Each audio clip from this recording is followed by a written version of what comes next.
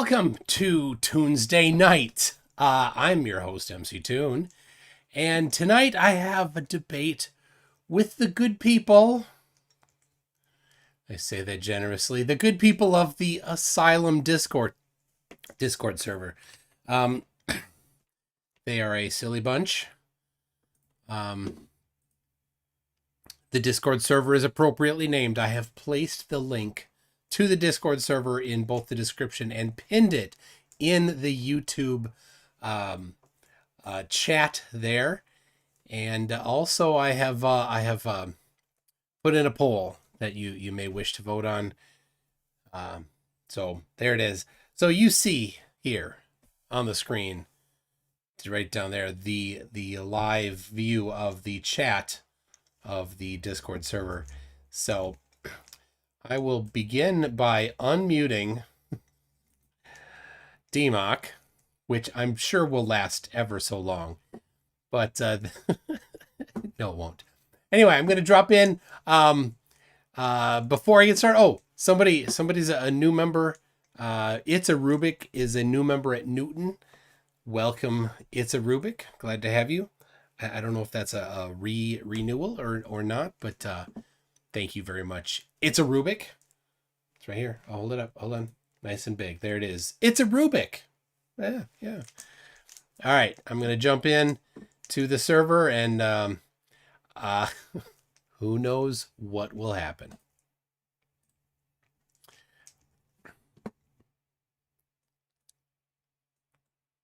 Okay. What do you see that are balls? Other than you making... What do you That's see? DMOC. What do I see that are balls? A lot of things. Yeah, other than a human making it or an animal that's smart. The moon, the sun, the earth. There we go. MC Toon is here. Those are... Is he gone? Those are balls? What's up, Mike? How you doing? I'm here. I've heard DMOC, and my goodness, that's silly, DMOC. Yeah, my goodness. That is so silly. DMOC, please mute yourself. All right, well. Who was I just talking to a second ago? The Demon Stride. Demon Stride. Well, hello there. Will you be the one handling stuff there today? For the most part, if I can. All right. Probably get a hand from some of the other guys here. I see APOC too. should be handling it. Oh well. Hey, what's up, guys? Hey, what's going on, Toon? Oh.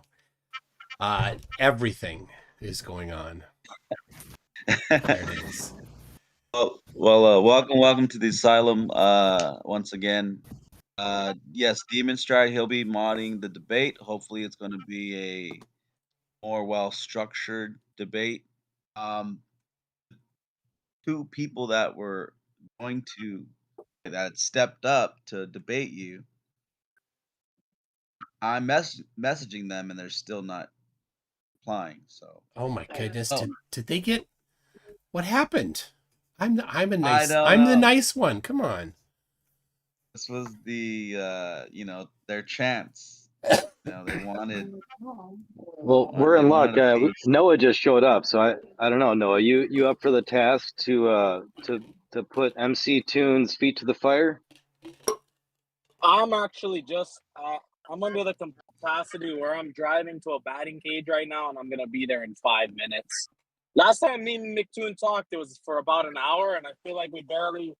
Sorry about that. I feel like we barely scratched the surface. So I'm not sure I have enough time for an in-depth convo with the Glober King or whatever.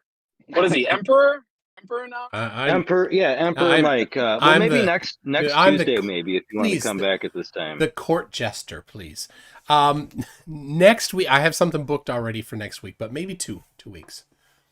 Yo, McToon, kings come and go, but the jester stays in the court. Okay. That is very true. I can agree with that. All right. Well, yes, I do remember Noah. Numpty Noah, if I recall, is that what you go by? Yeah, my account got decimated, so I had to make a new Discord account. But yeah, this is the same individual. Why is it? I don't know. Mine is too. I'm M with an ellipse, and you're an N with an ellipse. I don't know. Something with Discord. So all right, well, super.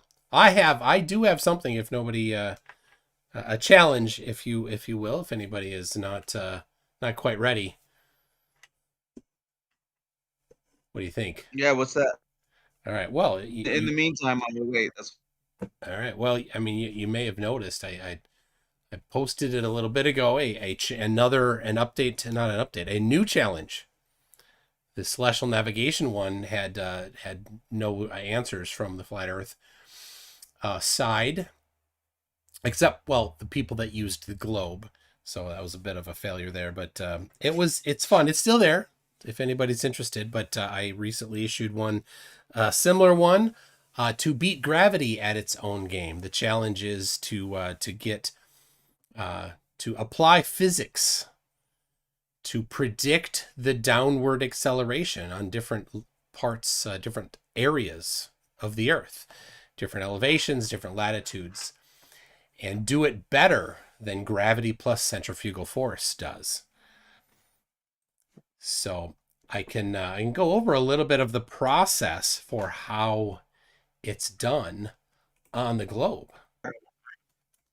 Oh, here we go. Sin cleansers here. I don't know if you want to go over that, but we could probably get into sin cleansers killer argument here. Oh man, I don't know if you guys want to go through the ringer here. Well, you've never delivered the ringer before, so well, maybe today's your day. Maybe today's your day. You know your comrade, Fight the Flat Earth? Yes, we've met. I was talking to him just the other day, and I had some questions for him, and he said that, Sin Cleanser, your questions are like another language. And I said, wow, Yeah. I don't know if he was trying to flatter me or what, but I've never heard that. I would not take that as flattery, but you do that. You do that. Well, it does sometimes feel like we're speaking a different language, I feel like. Well, that's to your detriment. And you're okay. Do you guys really want me to do this? I don't have to do this. I know you guys endured it before. I don't want to have to do it again. Trust me. The only reason why I'm hesitant is because everybody in this room pretty much endured me doing this just not that long ago. So I don't know if it's your turn, but sounds like it was torture for them. Well, that's why I'm saying I don't really want to jump into it, because I feel like we got a bunch of survivors here. What happened to the other people? Did they Patman jump in? Pat's got an argument. Gosh, it has. Pat. Let me just. Pat's got the Bindi PSI argument. Have you heard that? My only issue with your arguments and cleansers is like a better analogy than what Craig was using. Have you ever used a calculator and it said and it came up with error, and it came up with error? It's basically kind of what you like the question you asked. And you're really trying to get me to make the arguments, aren't you? Let's really wanting me to make the argument. It didn't compute. Yeah. Pat was talking smack to me yesterday, so I don't know. It's kind of like a mix between me and DMOG's argument about the Bendy PSI. You should allow DMOG to bring up the Bendy pressure PSI. Per square inch. Yeah, the bendy water, the bendy dirt, the bendy PSI. How there's no there's just you can't prove bendy PSI, so there's no globe. Wow, Sin Cleanser. Just so you know, people said that you were talking a different language, and then Pat is like, "Hold my beer." Hey, no, Pat's one of the best we got. I don't know if he's a real flat earther like me, but he's making a great effort. Well, I do know. I know Pat Sin Cleanser, and I know that Sin Cleanser or that Pat is just as much of a flat earther as you are. Okay, now you're just like, okay, I don't want to have to do it to you because you have a live stream, and I don't want to like put you on the spot, but I'm telling you, man, you guys can answer these questions. There are people who have tried, and they only embarrassed themselves by even making the attempt. Now, when you say I'm trying this, to really caution you on this one, bro. when you do say not this, want do other to do people this. smell burnt toast? I'm Is just that what warning you, bro. I happens? don't want to do it to you. Is it burnt toast? Is that what we're about to all smell? All right, Dude. I mean, okay. Well, You're if the super room wants me to hesitant. do it, I'll Nothing do to it. do But if with math not, or Pat, chemistry. please, I'm really trying to rescue this guy from a situation he might not be able to make it out of. Oh, You know? the Dude, I know you still got the chains on, bro. Oh, man, I don't want to blow this guy's mind. This guy, he's not ready. You guys all know he's unprepared, so I don't really want to just do this to this guy. All right, how much does blue weigh? Oh, so you heard something about it. No, somebody. Hey, Somebody. that's what FTFE said. Yeah. You guys Yeah. heard something about. You're aware of the arguments. I don't have to. Okay. Talk I can about give you a sneak peek if you really want to try it, your hand at it. Let's. I will ask you to do the dimensional analysis, and then you won't know what to do. Apocryphon, talk about unprepared. I just walked in here. You know what I mean? Hey, Jason. Yeah, mate. Welcome. I haven't done or heard my homework for weeks. Is that you, McToon? Dude, Jason, I don't think you've ever done homework. I just have to say. Hey, just real quick. Hey, just real quick, Jason. So Sin Cleanser and Jason were the two that were stepping up to the plate, McToon. So if you want to take one and then the other. Well, yeah. Whoever, one at a time is fine, but Yeah. I don't mind taking out 2 or 3 or 10 with one bird, right? McToon, I love you go-to kind of, instead of saying hello, like you just throw that go-to fucking insult in. That's brilliant, that is, right? But you will really have to get out of bed earlier if you're going to get the better of me, mate, Oh, okay. If you say so. Well, I hope you drink your coffee, McToon. I hope I have, because actually I'm not too high on amphetamines nowadays. So. Oh my gosh. Anyway, yeah, you never know, McToon, you might get the better of me because I'm not on drugs. You never know. I'm going to say prove it, but yeah, go ahead. But you want me to prove I'm not on drugs, or do you want me to prove I can get the better of you? I'm gonna say you're gonna have to prove you're not on drugs. All right, Okay. Go do a drug test. You're gonna have to fill a cup again. All right, you're gonna have to trust me on this one, right? I'll put my hands up. The only 2 drugs I've been on today are I nearly said amphetamine then. I'm taking amphetamine for ages. The only 2 drugs I've taken today are alcohol and a fairly hefty amount of marijuana, to be honest. That's pretty much me for today. What about yourself? What drugs have you taken today? Today, let me see. Completely clean. Fluoride, chlorine. What do they have in the water? Oh yeah. What do they have in the water these Monosodium days? glutamate. I've got some toonshine going right now. Yeah, so McToon, seriously, you're properly straight talking to me, yeah? I'm what? You're properly straight talking to me. You're not drunk, you haven't smoked any weed, nothing like that, no? 100% sober, yeah? Correct. Properly straight.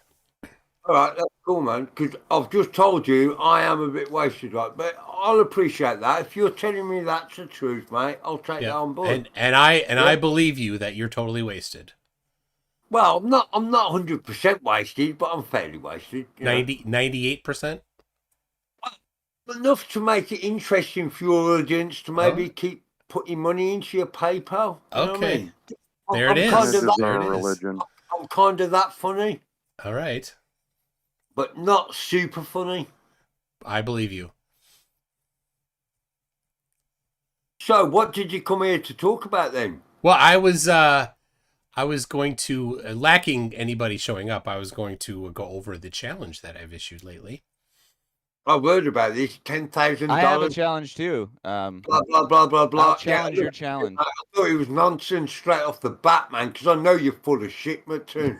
Anyway, let's keep it down. We'll crystallise it. You know, like you're condensing a fine form of crack Let's keep it that pure, shall we? I have What we're talking about, no right? clue how that's done, and I'm glad I don't. Oh, I can tell you if you want. I don't need to know. You just save it for somebody that cares.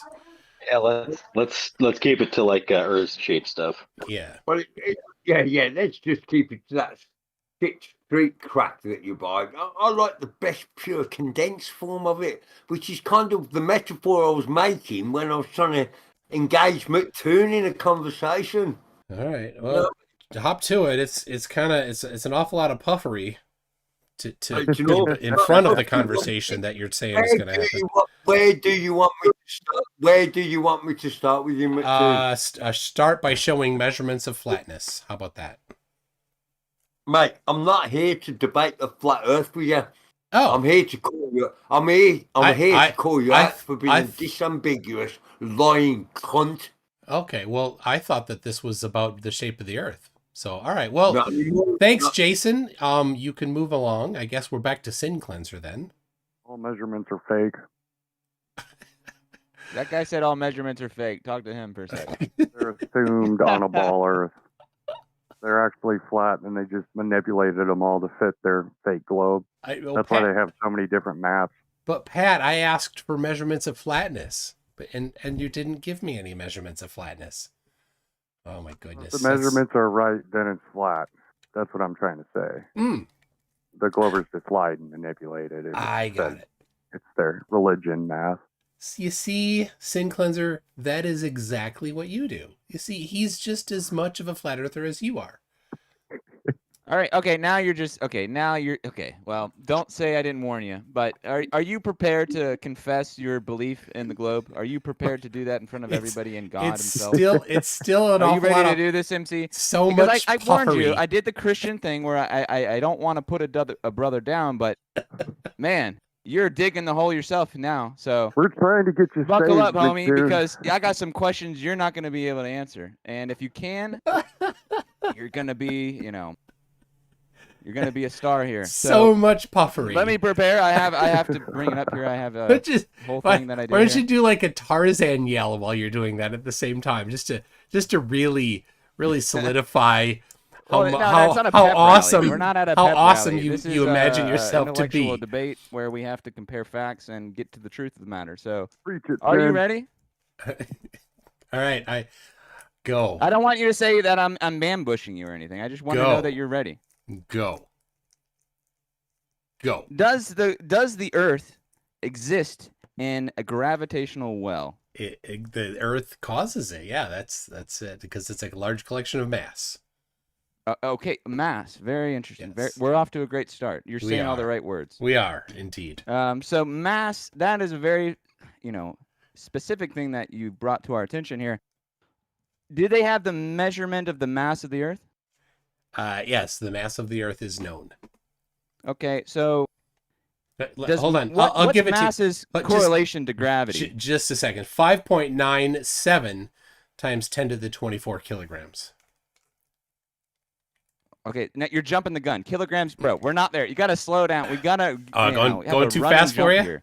Going too fast for you. No. Okay. I'm saying for your own sake, you don't want to let's just take it, for everybody's sake, let's just really take our time with this here. The Earth is in a gravitational well. Sounds to me it's just like for your sake. Earth, right? Yeah. Okay, how much mass does the Earth have? I already said it. 5.97 times 10 to the 24 kilograms. So is that, how did you measure the mass? The mass was measured by... Cavendish. I beat you to it.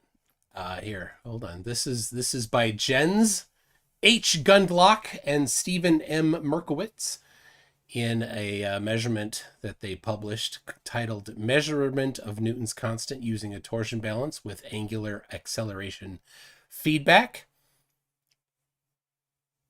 Wait, what was wrong with the original measurement? Well, that's just from when the last guy did it. It's just the one that I'm quoting. It's from 2000. They did it at the University of Washington. Okay, this is interesting. I've never actually heard a glober try to pull this one off before. To cite a measurement? Well, let me ask you: do you believe this? Are you like you really believe this stuff? This is a confirmation of the value of the gravitational constant, and it outputs. I want to know if you're a true believer. Hold on, and it outputs also at the same time. You can use it to get the mass of the Earth. This is one of many different measurements, and they all agree with each other. And you take it on faith that you really believe this. No, it's not faith. I don't have faith. Well, faith. I mean, I don't want to do this, but okay. Well, I'll just give it to you. How about that? That's a lot easier. We don't have to make it frustrating. Okay, so how much gravity did you measure, or did they measure? How much gravity?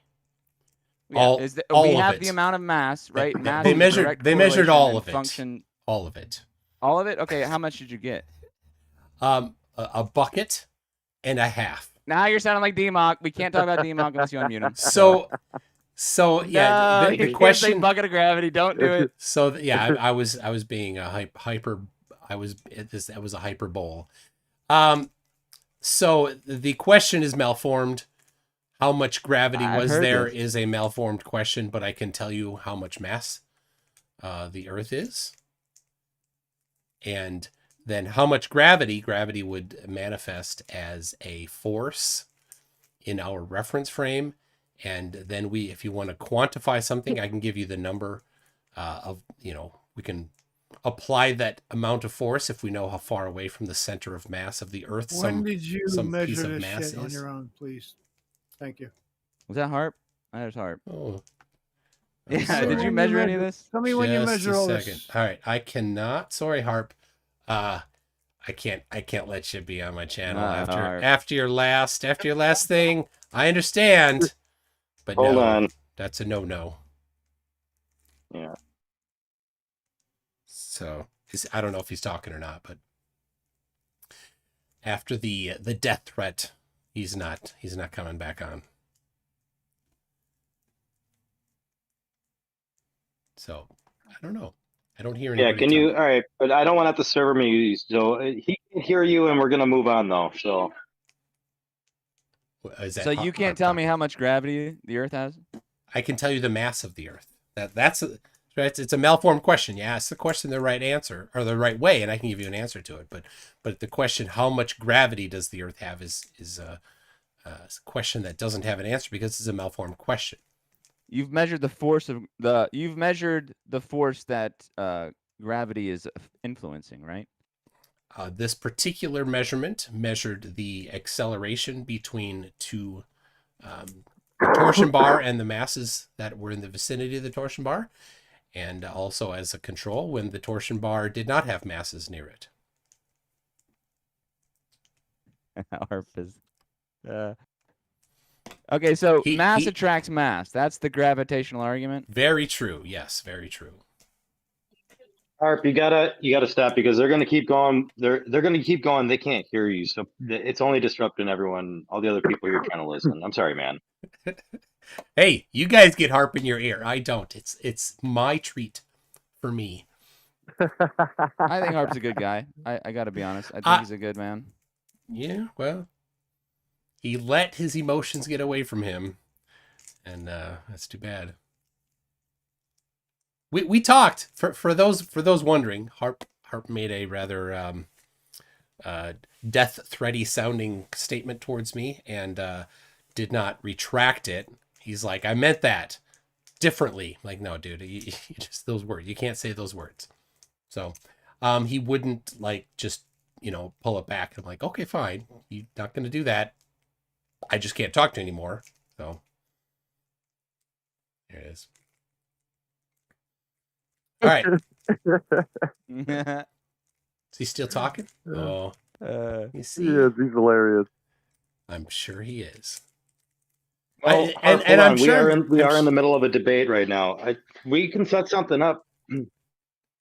Well, not during this debate though. Honestly, I'll take time to listen to your side after the fact. Okay. Okay, go ahead and continue. All right, thanks. For those wondering, the video is on my channel. I played the harp, right? something like that is the name of the video. So I play the harp. Well, you've heard that the angels don't play this harp. the angels probably stay away from this harp. Yeah, he's drunk grandpa, right? Well, I think if you get past all of the peripheral stuff, he's got some pretty good arguments. It's same with D-Mock, to be quite honest with you, and of course, same for myself. But Wow. you know, Right. I'm a lone warrior out here. I got no compadres. I got all of my friends are getting muted. So, you would say mass attracts mass, and there is a certain amount of mass that the Earth has. Is there a certain amount of gravity that's correlated directly to that amount of mass? Sorry, say that again. My wife had sent me a text message. Well, okay. Well, I mean, was it why another it's very hard for misunderstanding me of to it? say this stuff. What was it? Another misunderstanding of mass? Yes, I think, or gravity. No. We know that mass attracts mass according to what you guys tell us, right? That's granted. It's been empirically confirmed so many times. Yes. Okay, and the Earth has a certain amount of mass, correct? Oh, my goodness, I already went over this. 5.97. It can be as 5.97 difficult as it has to be, but it can be as easy as you would want. to the 24 kilograms. Okay, so can you convert the kilograms into pounds for me and tell me how many gravity pounds you have? Nope.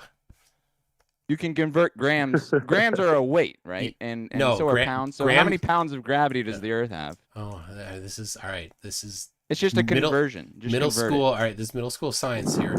Grams are mass. Weight is not mass. Weight is when you apply an acceleration to a mass. F equals ma. Grams are weight, though. Grams are mass, not weight. You mean if I buy I'm not going to say it. I was going to say if I buy a gram of whatever. Mm-hmm. That's not weight. That's a mass. So grams aren't a measurement of weight. Is that what you're trying to say? Again, correct. That is. I can't believe. I can measure a gram on a scale, and it's a weight. No, you can only measure a gram on a balance scale. You cannot measure it on a spring scale or a piezoelectric scale. But you may find piezoelectric scales, or you may find spring scales that measure things in grams or kilograms, but those are specifically tuned to the 9.8 meters per second squared downward acceleration on the surface of the Earth. And so they're giving you not mass, they're giving you kilogram weight, which is not actually kilograms. It's a different thing. But you said kilogram weight. Yes, it's giving you kilogram weight instead of kilograms. You see, there's a difference there. Yeah. Kilogram weight kilogram weight is a weight that's within a 9.8 meters per second squared gravitational field. Kilograms. We're living in the gravity well, though. Like, you can't get out of the well. Correct. But you're asking how much the Earth, you want the pounds of the Earth, which doesn't quite match because the Earth is the gravity well. The Earth is the gravity well that the Earth is in, so you can't. It's circular to take the Earth's weight within the Earth's gravity well. Circular. Okay. Well, the only reason why I'm saying this is because if I were to Google what's the weight of the world, Cavendish is said to have measured the density. He did kind of what you're trying to talk about, and he measured the mass. There you mass, go. from what I understand, is a direct correlation with gravity, and that gravity has an implication of some sort of measured weight. If I were to Google, for example, the weight of the world, do you know that they're going to tell me? They're going to give me a number. They're going to give me an amount. Yeah, you might get an answer from Google, but it might not be a very good answer. Just because Google gives you an answer doesn't mean it's the right one or it's good. Well, are you prepared to debunk Google? Google is a search engine, so I have no need to debunk the search engine, Google. The only thing that might be wrong is the results that it gives you. Well, Google's all packed full of lies, which is basically based off of Globe. Thanks. All right. Well, this is coming from. This is hot off. This is hot off the press. This is straight from Wikipedia. What's up? What is happening?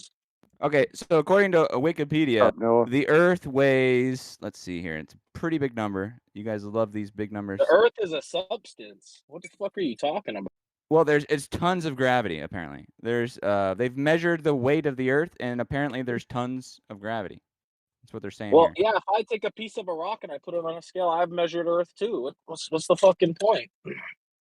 It's a very valid one. I'm not the guy that's saying I know anything here. I'm asking the questions. I believe And you. I 24 really kilograms of want to rock. ask a true believer if they really believe this stuff, because if there is really the weight of the world and we've measured it and we know the mass of it, you should be able to tell me how much gravity there is. Like, that's a Again, direct it's correlation with still a mass. malformed I don't know question. why you guys you think I'm speaking Spanish, but I'm really just speaking science here. You're speaking pure Sin pure Cleanser. hard math here. Let me just tell you, you're speaking derplish.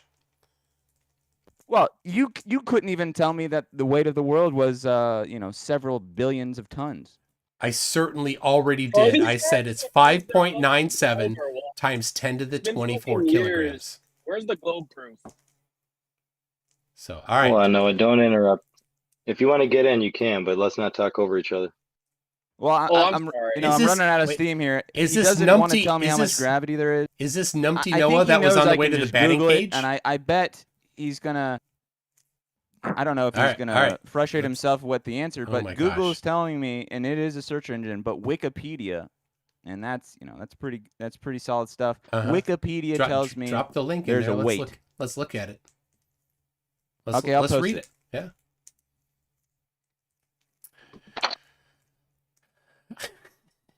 Actually, this is not from. Dude, I'm gonna correct myself. It's even better. It's from Caltech. That's pretty impressive. Yeah. Caltech doesn't lie very Bam! often. Check it out. You see that? How are you gonna debunk that, MC Tune? Go ahead. Dude, I really want to hear how you're gonna debunk exactly Caltech. what I said. 5.97 times 10 to the 24 kilograms. That's what you're. That's the answer I already gave you. Yeah. Do you see where it says Earth weighs? What's that number? Pounds. And what does it say after that? Are you gonna debunk that?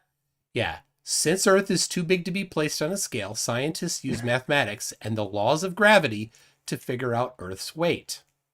So Earth has a weight. When you apply, oh my gosh, is this? You can't argue with Caltech. So far, I mean, it is what it is. Yeah, if you say so, and Caltech also says the Earth is a globe. No, I believe you guys. And that gravity exists. And that's why I'm asking you about it. And that flat earthers are all wrong. Well, that's just a rhetorical non-argument, because I just demonstrated to you that the top globers in the world This is the right first now law are of saying that Flurf the Earth has every a weight. single time. Actually, I'm a top glober in the world right now. Oh, Tony, okay, you're one of the best. Look, I'm trying to ask the guys who know something. You know, if you're saying you know something, line up, because I'm here to get the truth out of you guys. So, to your question about how much gravity is malformed, the correct MC Mike, are you okay with Tony jumping forward here? This is your no. I think we should probably stick to the format, since somebody tried to jump in on right, Sin Cleanser. Somebody tried to jump in on me. Sorry, Tony. We're gonna open it up at the end, though. You'll have a chance to get in. Can I just clarify that how Sin Cleanser could meaningfully ask the same question? Thank you, Tony. Thank you. I would like some help. I'm trying to do the best I can, to be quite honest with you. So Sin Cleanser is asking how much gravity. What he could meaningfully ask is, what is the strength of the gravitational field, or how strong is gravitational acceleration? That would be the correct way to formulate the question. I was just trying to give Sin Cleanser an idea into how to ask. I have wanted to talk with you about this specific topic. It's just weird we don't ever really have a chance to be able to. Yeah. Thanks for the steel man, Tony. Go ahead and apply that, Sin Cleanser.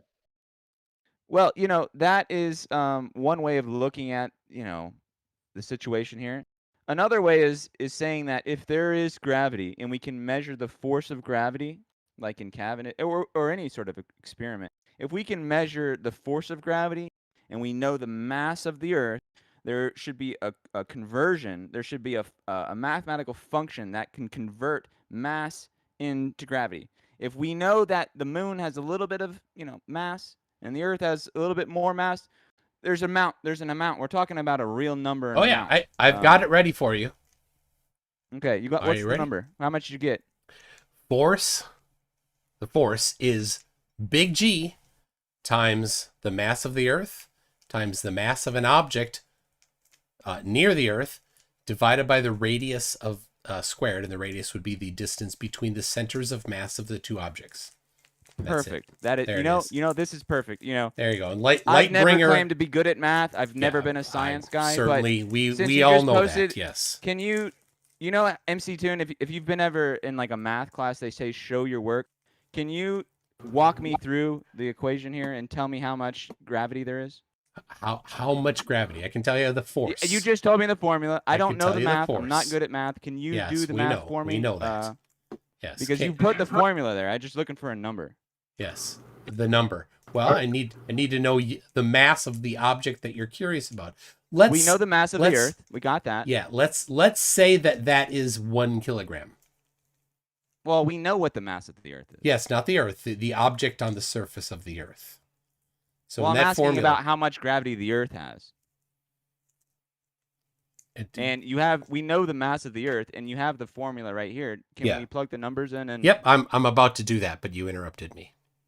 Oh, my bad. Yeah. So we're gonna take M1 as the mass of the Earth, and we're gonna take M2 as the mass of an object. The problem is that this gives us only a specific force for that object. But wouldn't it be nice to have a more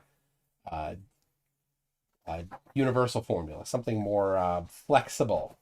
Whatever it takes, man. Rather we give. Let's figure out how much gravity we got. Instead, let's give it in acceleration instead of in force, because we can use that. And so what I'm going to do, I'm going to take a picture of. I've got a piece of paper right here.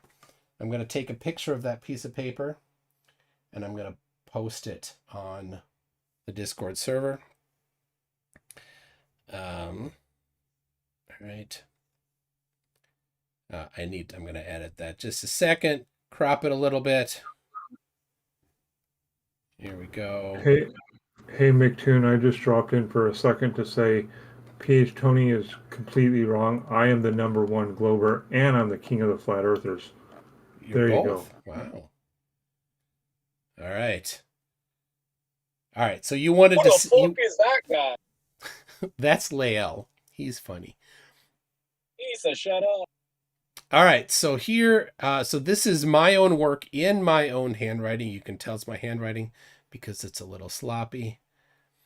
So there we go. There is my own work on my own piece of paper. Right here is my piece of paper on screen. People are seeing it on YouTube. Looking good. So there it is. We have up at the top, we have the law of gravitation. We have the second law of motion, F equals ma, right? So we're going to take these two formulas. And you notice both have an F on the left side. That's the force. So we're going to substitute ma from the second equation into F on the first equation. And the m would be the mass of an object on the Earth. We solve then for the m's cancel. And we solve then giving us acceleration equals g times m, mass of the Earth, divided by r squared. So that is the formula for the gravitational field of the Earth.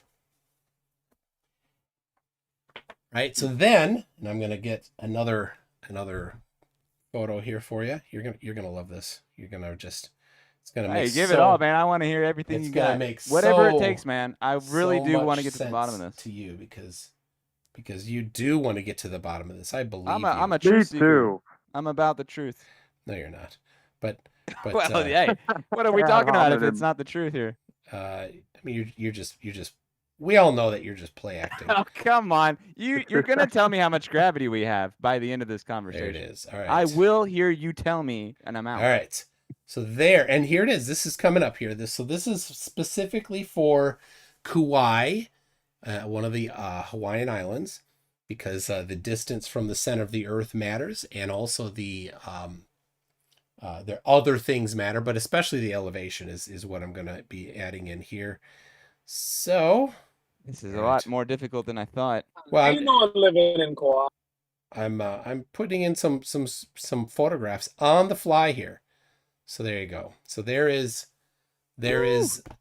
Kauai. The elevation of Kauai is 1130 meters at this particular particular station where somebody specifically measured.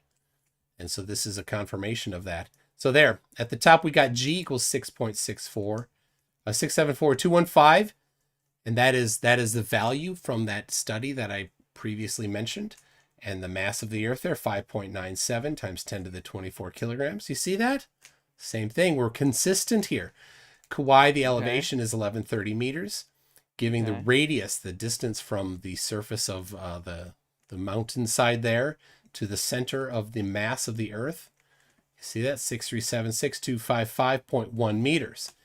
We plug that into the formula from before, A equals GM over R squared, and that gives us 9.80407,084 meters per second squared. So there is the acceleration due to gravity in Kauai, Hawaii. Well, that seems more like a rate, not an amount. I'm looking. The name of my game here is I'm trying to look for a number, and I want an amount. I gave you a number not right a there. rate, not right there. a 9.80407 I just looking for an amount. That's what it is. Yep, 9.80407,084 meters per second squared. McToon, I have one question. Have you ever heard of scientific notation? Yes. Why? Oh, because I'm driving and this looks like chicken scratch. Okay. Don't care. You should Yeah, not be. Don't look at your screen. Focus on driving. Notation as a scientist, focus on driving. What part of this? What part of this was not scientific notation that is bothering you? Well, no, it just looks like shit, dude. Your scientific notation game Can you be? work. Could you be more specific? Which of these? There's 4 numbers that I wrote down, 5 numbers that I wrote down on this particular thing here. Which one is not to your liking? All of them. Okay. You gave a rate. Listen. If I say this person weighs this amount or this person has this much potential, how much potential does this person have? A lot. Or an amount. There is an amount. You're asking how much for an gravity is in the gravitational well? What's the volume of gravity? What's the volume of Earth's gravity? How much gravity is volume is meters cubed. Gravity is not measured in meters cubed. Well, the gravity well of the Earth is in 3-dimensional space. True, but it's not measured in meters cubed. Well, when I say we know the mass of the Earth. We know the dirt ball as DMOC would call it. Like, we know the mass of the world. Yes. And you should be able to tell me, based on that measurement of the mass that you've described quite eloquently with these formulas that describe the rate of its influence. I'm just looking for how much are we talking about here? Yep, right there. 9.80407,084 meters per second squared. That's not an amount. Yes, it totally is an amount. Okay. It's absolutely an amount. That is just not. I mean, dude, that is not what we're looking for here. Well, then specifically tell me what it is that you're looking for. Maybe if you started with the units that you're looking for. Okay, so let's just imagine a cup. Tell me the units. With water, and there's a certain amount of water that we put in the cup. Look, Sin Cleanser, just tell me the units that you're looking for. Well, a Glober earlier, he mentioned to me that he said we got gravity pounds. He actually was trying to be clever about it. He tried to convert grams into pounds. Okay, it was a good effort. It was really just tell me the units. The units. But you're not trying to do that. You're not trying to tell me, Just tell me the units or an amount, or you're just tell me telling the a rate units. at certain the speeds. units, because I've given you something, and it's an Let's amount. just deal with pounds. How many pounds of gravity in this volume of Earth? Pounds. Well, how many pounds of gravity? Do you have? Gravity is not measured in pounds. Well, can't you convert it? No, they're wrong. They're incompatible. Why can't you convert it with a mathematical function? They're incompatible units. Why? Dude, the prerequisites for the classes that you'd need to take in order to receive I'm not the guy that knows the this stuff. education on the why.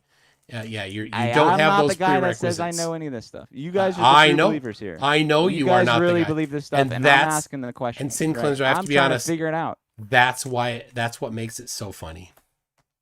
Can I perhaps so Sin Cleanser, would it be fair to say that you're asking for the volume of space over which Earth's gravitational attraction is dominant over every other body's gravitational attraction. PhD, you know what's funny is that That's not what he's looking he for. could He doesn't even understood know what I was trying to get at. He though. doesn't like, even he was know kind what of, he's looking for. on the right path there. PT Tony. Did you hear what he was saying, MC? Oh yeah, kind of like he was on the right path there. I know exactly what he's talking about. You know what I'm looking for. Even Tony knows kind of what I'm looking for. No, you're looking. I'm looking for how much gravity we have. You're looking for something that doesn't exist. You can't tell me how much gravity the Earth has. You tell me a rate. You say it's 9 kilograms. 9.804 07084 meters per second squared.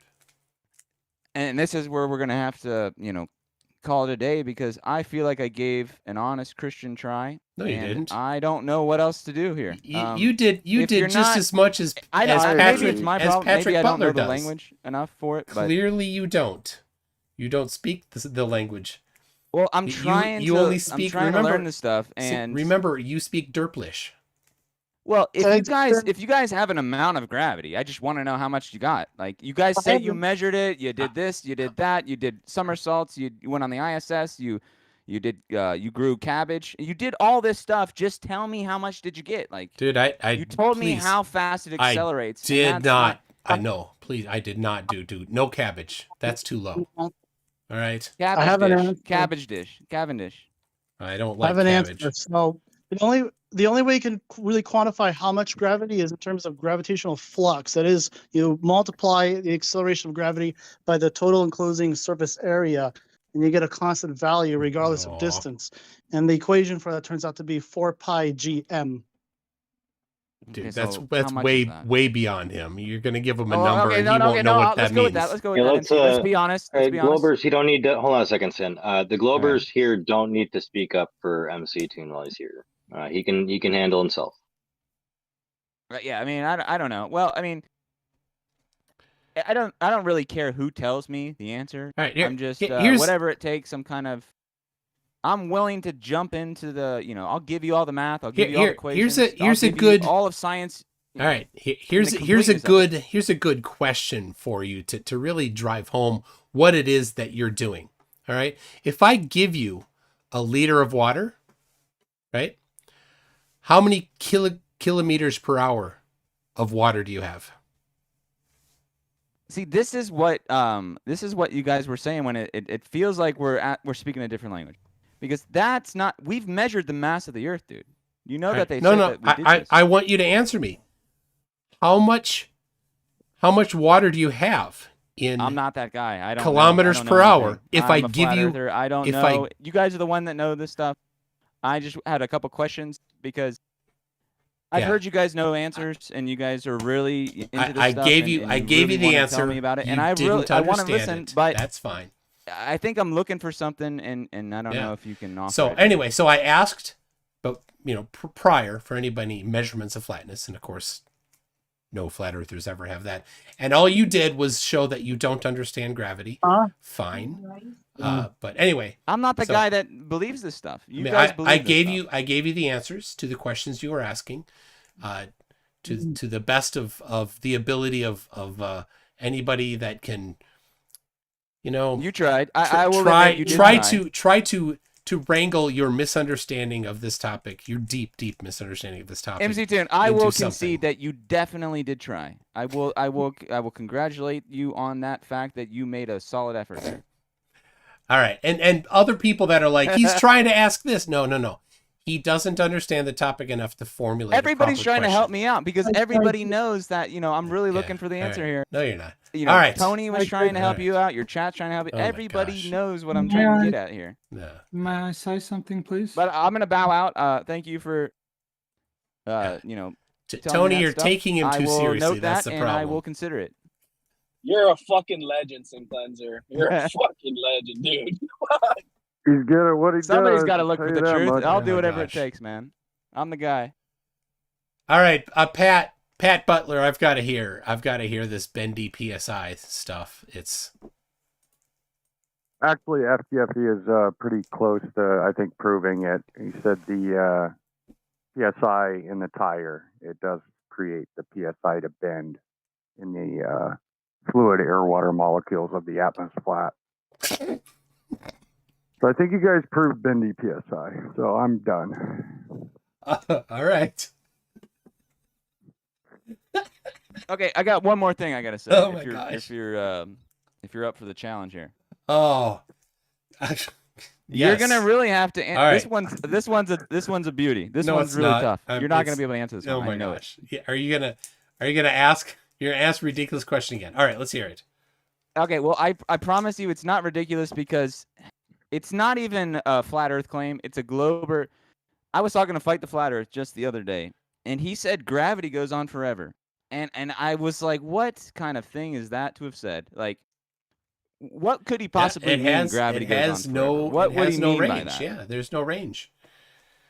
Those are so it's just infinite gravity. It is an inverse square law. So the farther you are from it, the more it drops off, and it drops off inverse of the square. So it tends to drop off fast, not as fast as inverse cube law things. Like for example, you know what things drop off in inverse cube, right?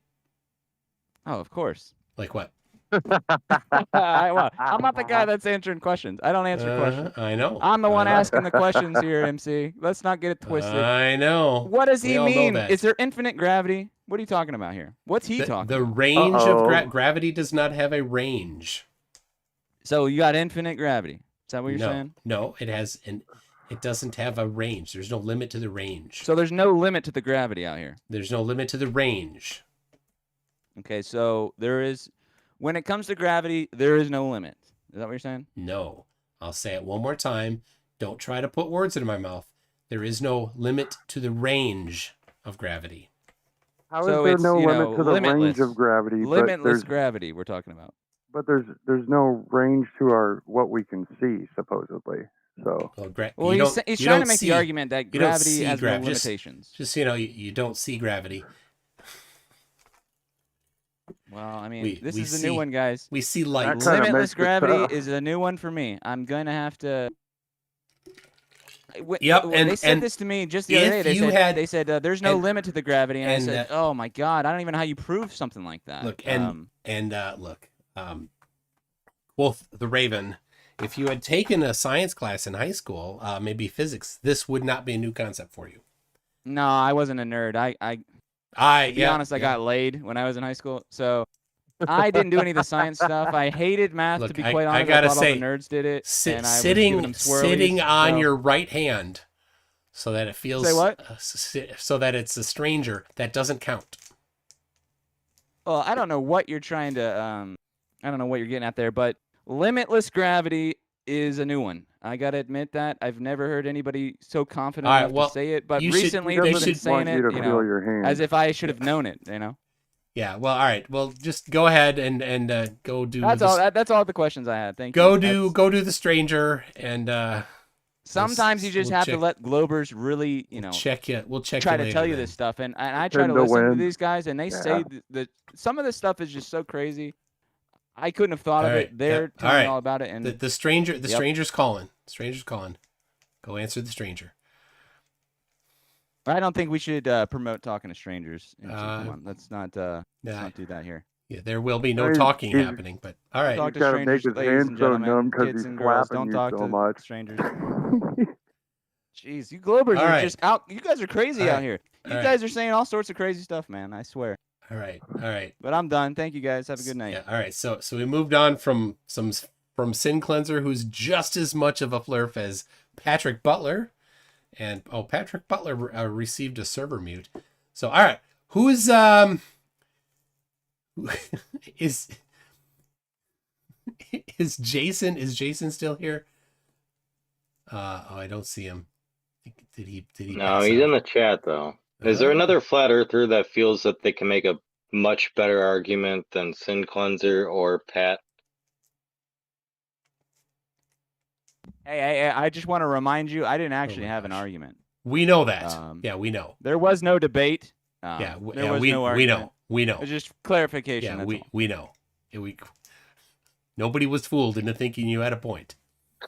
Go say hi to the No, stranger. the debate is that when it comes to gravity, there really is no debate. I mean, I kind of agree with you guys. There's no argument even about this stuff. Yeah. Okay. Go play with the stranger. Go play with gravity. Show us what it can do with your toys. I don't think I ever 100 got a gravity server cat view. toys. Do 100 cat. Shut up, Pat, please. Do 100 cat toys next to each other, and they all need to do the same and have the same answer at the top of the building, at the bottom of the building, underwater, over there, in a vacuum, over here on the side of a cliff, up a cliff. Do your cat toy pendulums, and if any one of them has the different answer than the other, then throw them all in the garbage cat toy lever. Do a cat toy past 1 foot past the curve of the earth. Do one there too. Go take a fucking gravimeter or your gravity meter, your gravimeter that deals with pounds, that you say gravity isn't in pounds, but apparently it is, because that's how you measure everything around the earth, with gravity in pounds, correct? Now, Sin Cleanser blew you out of the fucking water with that, right? And this is how slow the Globers are, because they don't understand their own fucking Hey, bro, I hear mind. you, brother. Right. It might be refreshing for these guys to even Now, hear hold what on, I'm hold saying. on, Sin. Hold on. All I need is how much does your gravity meter weigh 1 fucking foot past the curve of the earth? Show us that live. The side view. I know it's funny because you can't find the curve of your turd ball and it doesn't exist and you don't have a curve. But 1 foot elevation would prove it, don't you know? It would scientifically, physically demonstrate you had a curve of curving elevation following a ball going down 24,000 miles at 35,000 feet and never changing around in a circle to itself. So show us how down is 35,000 feet or 10 feet or 2 feet or 1 foot or an inch. Show us 1 inch horizontally past the fucking curve.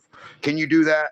I guarantee you can't. You can't even stick your fucking leg past the curve of the earth, buddy. Sin let Cleanser. alone get 1 foot. Let Sin alone Cleanser. fly around. Hold on, D-Mock.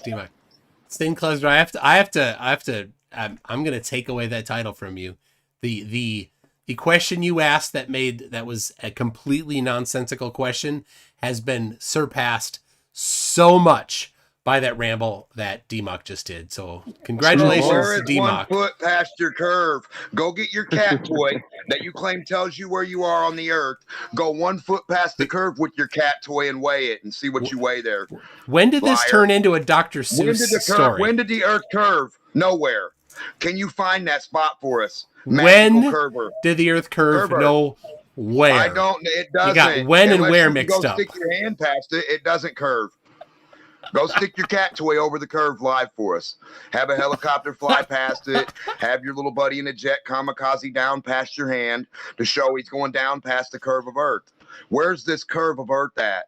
Can we show it in altitude, 10 feet, and go 10 feet around the cliff and stay 10 foot in elevation? Oh my gosh. Where's your altimeter? Keep it tight. No front views. I want side angle views only. Yeah, we only want side views. Take your camera, put a horizontal line across it before you leave. That'll be your reference, Goof Troop. Set it up, and then fly your plane down past that line while it shows to us live in there. And your altimeter is still keeping the same altitude while you go down below any horizontal line anywhere on this fucking planet. You my goodness, D-Mock, that is have to do.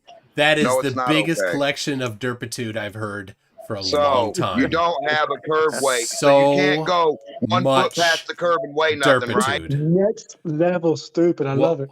What is the volume of your derpitude? What is the volume of your inability to go produce an eclipse with 2 balls and make the shadow right? 400 times farther and 400 times bigger your sun source than your little moon. Can you get that? Hey, Toon, I have a question for you related to the inverse square law. Oh, okay. If you were to take the inverse square law and the acceleration of gravity on Earth, how far above the surface of the Earth would one need to be to change the 9.8 meters per second squared to 7.8 meters per second squared? 7.8, just a random number. I don't know. I could do the math for it. But doing is there a formula that would calculate? Oh yeah, the one distance for lowering that by 1 or 2 or 8 or whatever. Yeah, certainly. I'll right. We've got the formula for the universal law of gravitation, F equals gm1 m2 over r squared. And so what you want to do is but again, we're going to solve for A because you're asking for acceleration. I'm pulling it up so that people in YouTube can see it, but oh, there it is. Okay, there's that, and then all right. So A equals G times M over R squared. So what you want to do is you want to solve for A. You want to input 7.8. We know that gravitational constant. We know the mass of the Earth, and so then the R squared would be the variable in this. So you'd solve for R. So you'd swap A and R, so you'd have R squared equals GM over A, and then you need to get rid of the squaring, so you're going to have R equals the square root of GM over A. So that's your formula you're going to use, and then you can just plug in whatever you want for the acceleration, and it'll give you the radius that you need. There you go. Okay.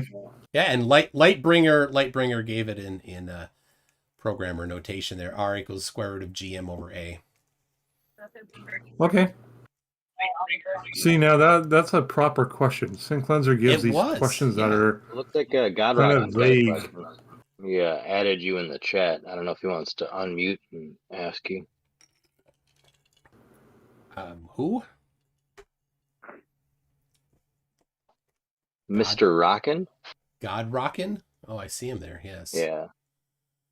He did. He mentioned me with no words. All right. Don't. Not yet. I was typing some words to you. I was going to mention something to you. But now you've ruined it. It's no longer going to be a surprise. So now you're not getting it. So sorry about your luck. Dang it. I was so excited. I was so depressing, excited. Isn't it? Yeah. I'm sorry, it's my bad. He's gonna be losing sleep. I'll tell you that much. Yeah. What shall I do? All right. Well, while you guys ponder, Walking Man when is. the fuck are you gonna prove your ball? God damn it! All I hear is theatrics. The whole time. Come on, bro. Oh, How Numpty would Noah. one calculate their mass? Are you still? How would I calculate my mass if I didn't know the mass of the Earth? Well, hold on. Go ahead, Noah. Do you buy into all of the laws of Newton and whatnot? All of the laws of Newton. You mean the three laws of motion? Like when he's mentioning that, two bodies acting on one another at a distance, he says that's the most preposterous, ridiculous thing he's ever thought of. Well, that was just how anybody could that ever wasn't believe that, and it was something that he was talking about. That just doesn't make any sense to me why he would say something like that. And and at the same time, he's working on some kind of some sort of calculation or something that gave you answers to a body acting on another body at a distance, and he basically, his opinion of that was it was preposterous, right?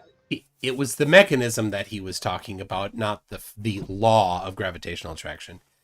Right? He had determined the law of gravitational attraction from I think that he derived it from Kepler's laws, if I remember correctly. But it was that specific letter that you're talking about he was talking about the cause, which of course a law of nature typically doesn't address the cause. That's something that is a separate issue. So he was talking about the cause. He basically said he did not know the cause. Right. Which is fine. You don't need to know the cause of something to understand the law. Ohm's law is a law. You need to understand why Ohm's law works the way that it works to identify that Ohm's law works. Right? Well, that's just like saying that you don't know why your slave works in the garden for you. He just does. Why your what works in the garden? As much sense as that makes. What are you putting in the garden? Your slave that works in the garden for you, in your plantation. I don't have any of them. Oh, jeez. I was going to call you my coon. You were going to call me what? Never mind. Yeah, you probably don't. You probably shouldn't. Let's move on to someone else then. Noah, how about you? Yeah. Are you in the batting cage right now? Are you in the zone? was in the batting cage. I got out. So now I've just been listening, and I heard St. Cleanser. It was laughing my ass off the whole time. That was great. But my problem is that the entire time I've been listening, McToon has not actually brought forth anything to, I guess, support his globe narrative, and it's kind of strange. No, well, I'll cover it again. I did already bring it forward. I specifically mentioned the the law of gravitational attraction. Yeah, and wait. I referenced. Hold on, I was not done yet. Your evidence was yet. Another claim, gravitation. That's weird. I wasn't done yet. So you made a claim on top of. So I wasn't done explaining. I wasn't done explaining anything. Yeah. You're going to have to shut your face hole and open up your ears in order to learn, right? Oh, calm down, baby girl.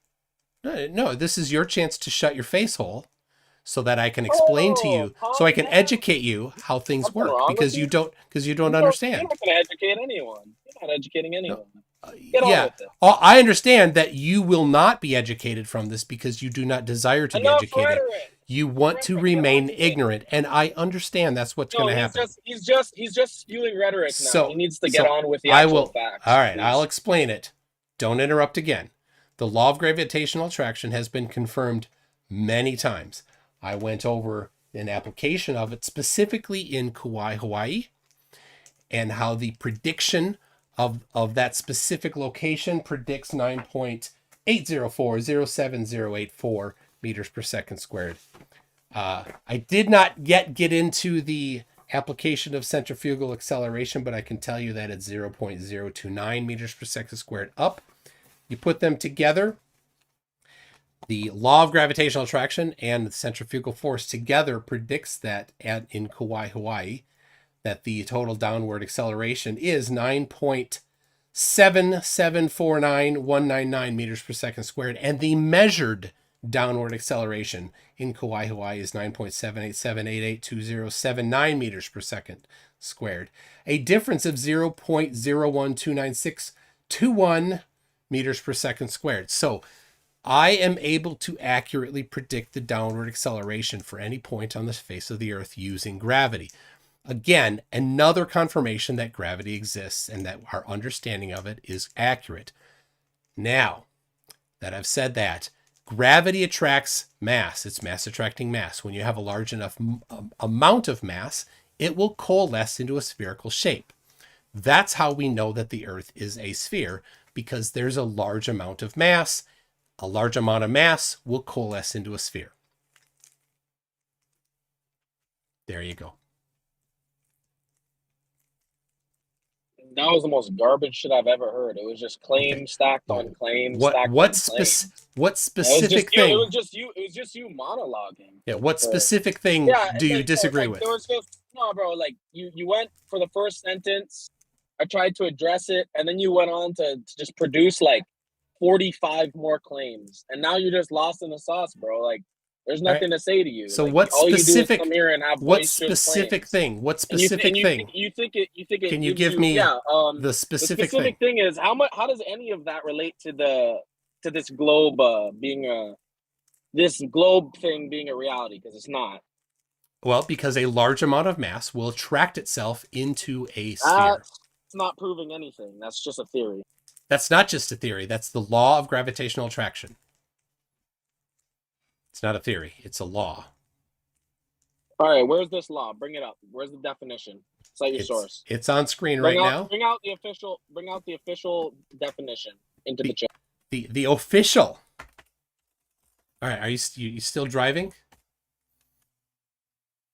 Or no? Don't worry about me.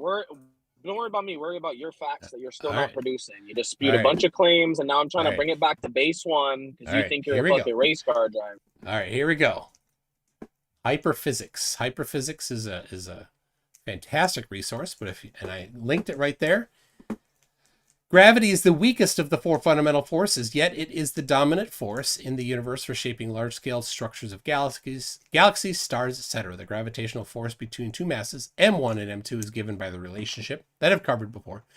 This is often called the universal law of gravitation. I'm sorry, who's hyperphysics? Hyperphysics. What is their credentials? Hyperphysics is a physics So I've seen this website tutorial. before, Yeah, but yeah. what is their credentials? Since Yeah, you're here to defend them, yeah, I just like you to. Yeah, it's a training course put together by a collection of physics instructors. Who are these physics instructors? Which university? Several universities, but I mean, I can get the specific if you really care. I mean, you're not going to recognize any of their names, right? So this is a textbook basically online, if I'm not mistaken, but not associated with any university. Yeah, well, this specific one is hosted at gsu.edu. Yeah. Okay, what is GSU? Which university is that? That's Georgia State University. Okay, gotcha. So this is a textbook from GSU. It's gotcha. not it's okay. not a textbook so now, though. So it's not a textbook. No, it's Okay, hyperphysics. It calls back to the early days of the internet when things were hyperlinks and hypertext. Yeah, I know about hyperlink and hypertext, but that's essentially just a textbook online. Yeah, you can call it that. Right. Yeah, no, that's essentially what it is. If it were written on paper, it would be a textbook. Since it's online, you want to call it a special name. Whatever. Let's not get into pedantics or whatever. Okay, so you said that gravity is the weakest of four forces. Yes. And this is the claim. Yes. So how do we know this? First off, how does this gravity prove ball? And then how does well, first you have to prove gravity. Like you've kind of just said. I said, I said prove ball. You said gravity. I said, and now what? Should I say prove gravity or should I say relate gravity to ball? Because you have two open-ended questions. Well, I'll back up a little bit for you. Gravity, like this says, is the weakest of the four fundamental forces. The law of gravitation, not the theory, the law, right? Not that a theory is a bad thing. A theory is a fantastic thing. It's not a guess. You're thinking of a hypothesis. That would be a guess. So the law of universal gravitation is well confirmed. There are very few things that are as well confirmed as the existence of gravity. You can test it yourself if you question it. People have done it. A friend of mine, BM Furball, did it in his own apartment. I'm looking at this force equation. Is this the law right here expressed in algebra? Yes, F equals gm1 m2 over r squared. Okay, can you make a field out of these forces, I assume? Force field? Yes, you can solve. I did it earlier. You can use F equals ma, the second law of motion.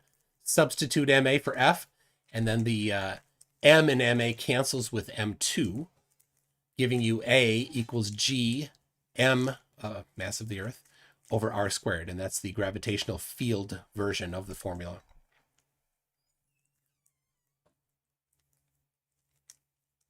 Okay, you're gonna have to give me a slight moment. I'm going inside somewhere. Okay.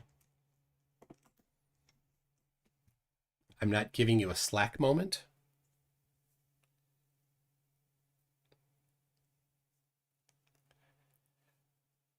All right. I didn't quite understand. Mr. Rockin said, don't you need to confirm the globe first before any other claim? Please prove the existence of globe by showing and proving the curve of the Earth, or better yet, show me the radius of the Earth was measured, please. Well, I mean, that's a different thing. I mean, Mr. Rockin, I can choose how I support my claims however I want, right? It doesn't start till 11 that we're going to hand them out. I said, but I'm going to work. Doesn't start till 11. He said first thing this morning. Welcome. I'm gonna go somewhere else. All right, Mr. McToon, my guy. Looks like you get a little more time with me.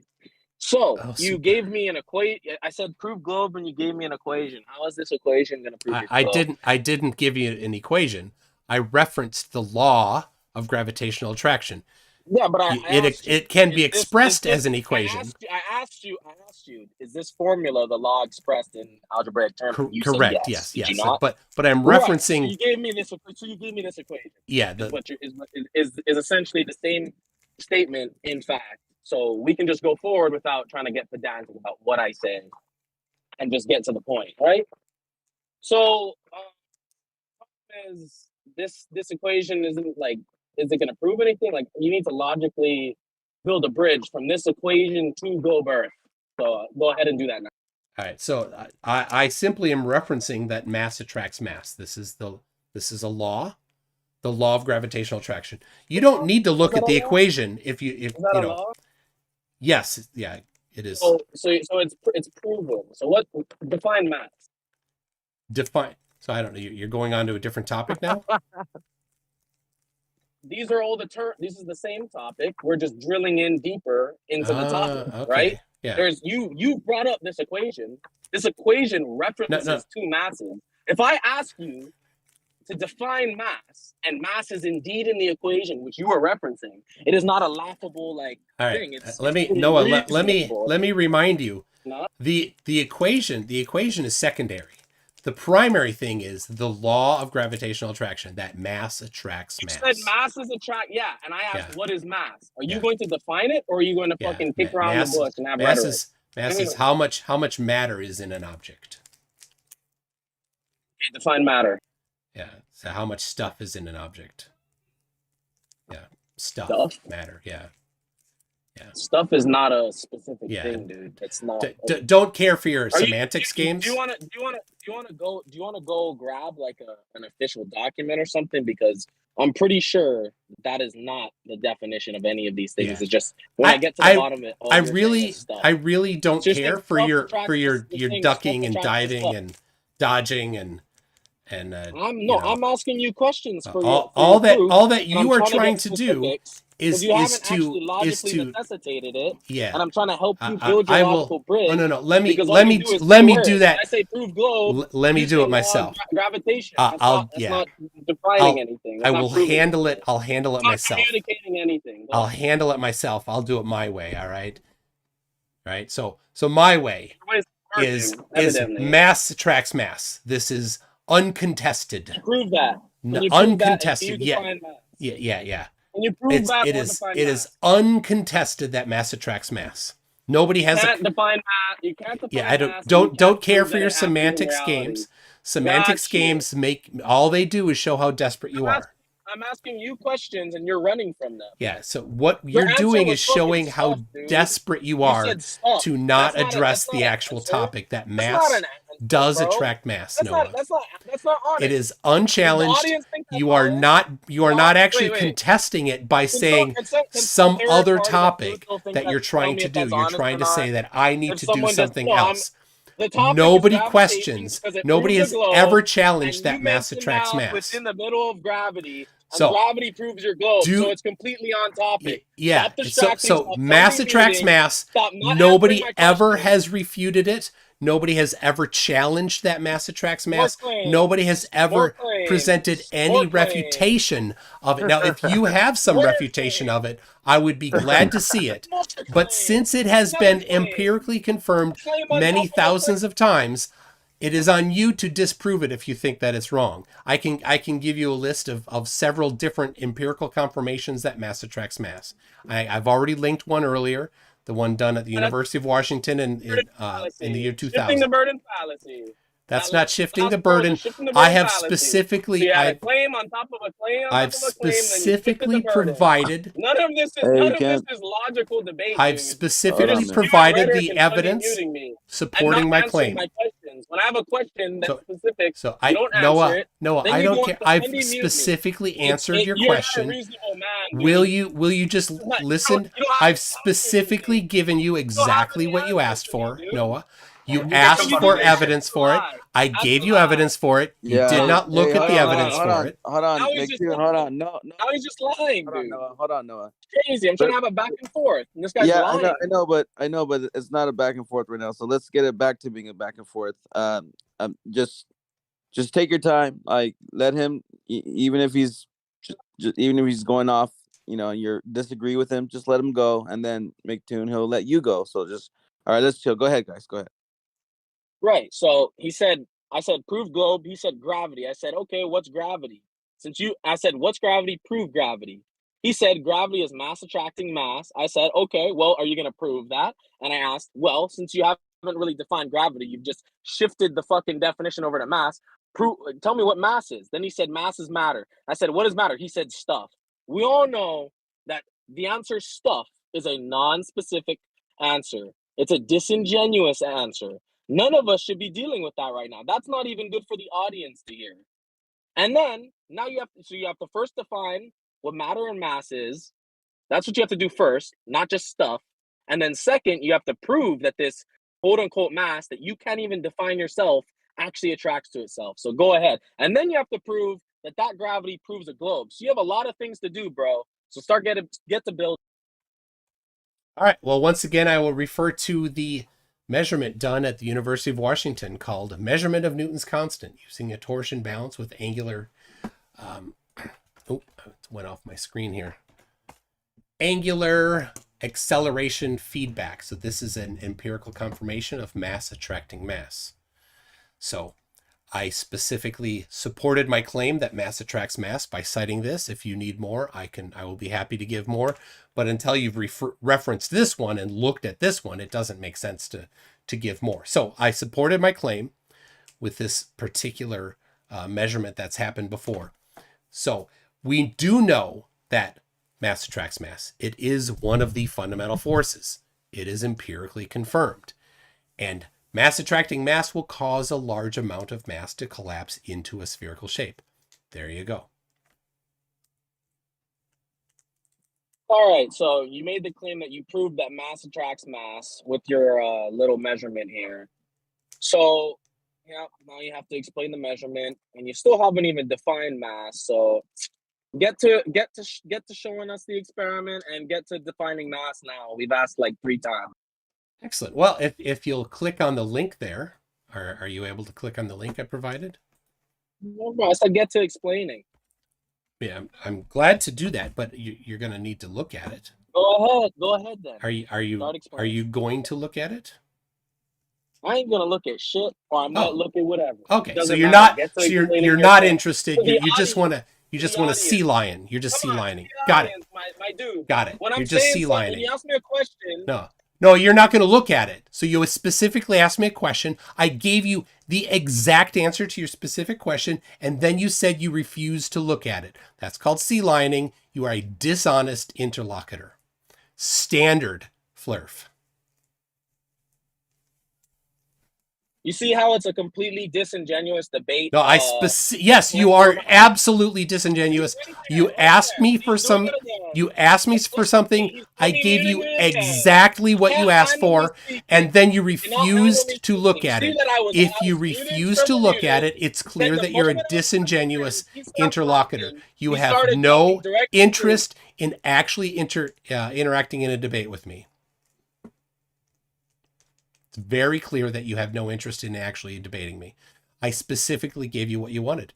So he just funny muted me fucking 10 times in a row. I will continue to do exactly that until you either look at the evidence that I provided or admit that, or just admit by continuing to not do that, that you are a disingenuous interlocutor. You have no interest in actually interacting with me in a debate. You only are going to deny to anything I give and refuse to look at anything I present.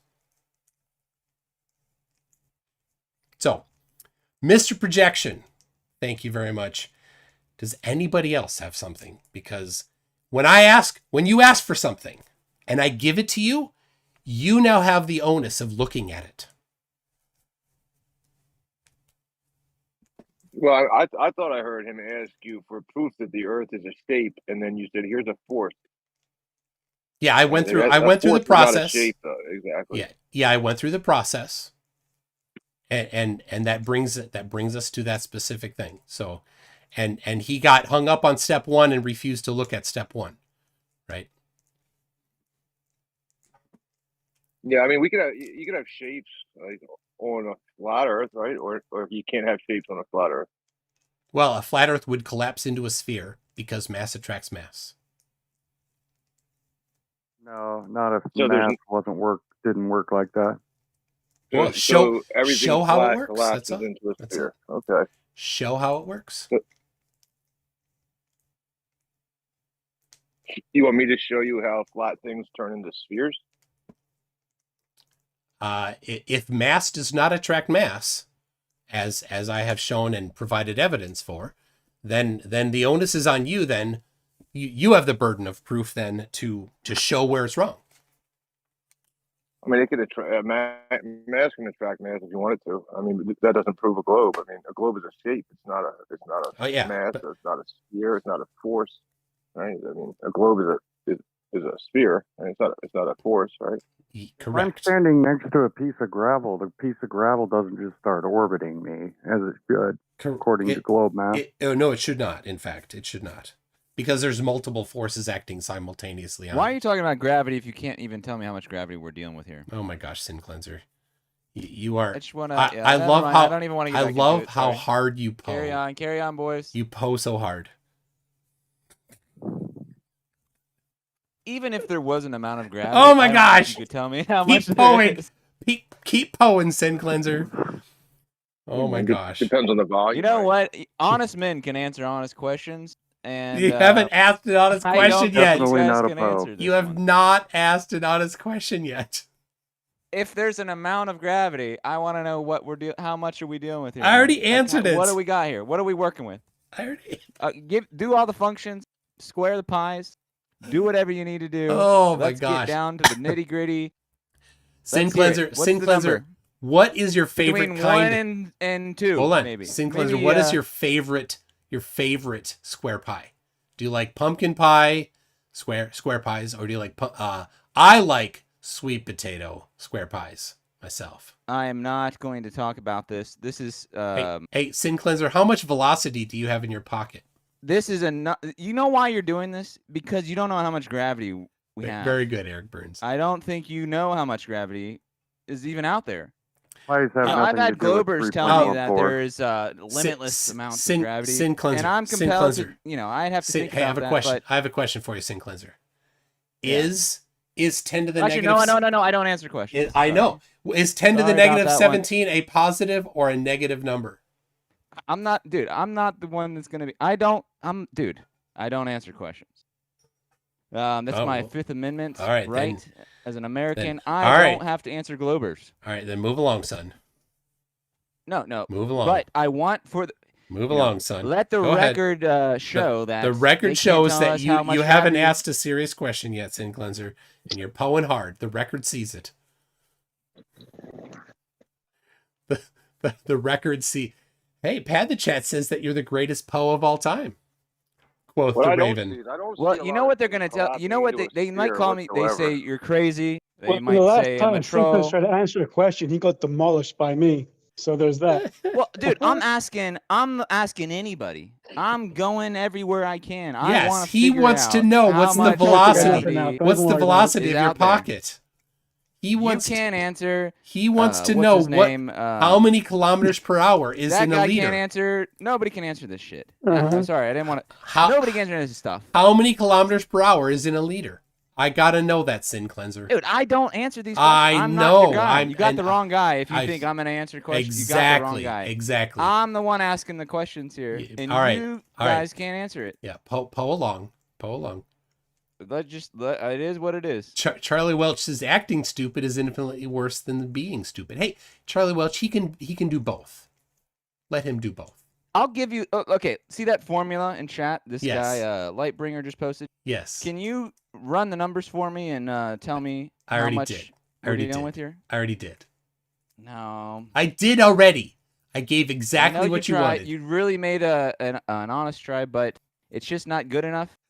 You're not gonna win an award for making an attempt here. You're really gonna have to give me an amount. So I'm looking for a number. Yep, and I'm done with it because 9. Hold on. Quite frankly, I don't think you guys know even how 9.804070884. But if you want, you know what? It occurred to me that if you really wanted, you could. I don't even want to ask you to prove that. Hold on. That would be a disaster. You could apply Gauss's law for gravitation if you wanted. That'd be a fun endeavor. Coulda, woulda, shoulda, but guess what? I didn't do any of this stuff. I know. I won't do any of this stuff. We You're know. the one that believes this stuff. We know. I want to hear a true believer confess it. Listen. Before God and before everybody else that you Sin believe Cleanser, there's such and such gravity. How much gravity? No Tanks was having some fun. So don't steal his fun. Don't steal his fun. All right, No Tanks. Sin Cleanser was rude. I can't believe he interrupted you. No, tanks. If you're No, I smart, wasn't you'll worried ask about them it. what I'm kind of asking them. I was just trying to keep them on track, but you guys like the gravity. That's okay. I mean, if you guys want to get into it, just it's not Well, a for shape. people who know so much about it, you would think they would be able to tell me how much gravity we're dealing with. I already but did. Yep. No, they give you an equation, a function, a this Now, and that. now, would you carry a question? the two, and then Question from the I audience. guess they did it. Would you answer questions if your lawyer was present? Yeah. Well, no. I have a right to remain silent, and I don't answer questions. And you just answered a question.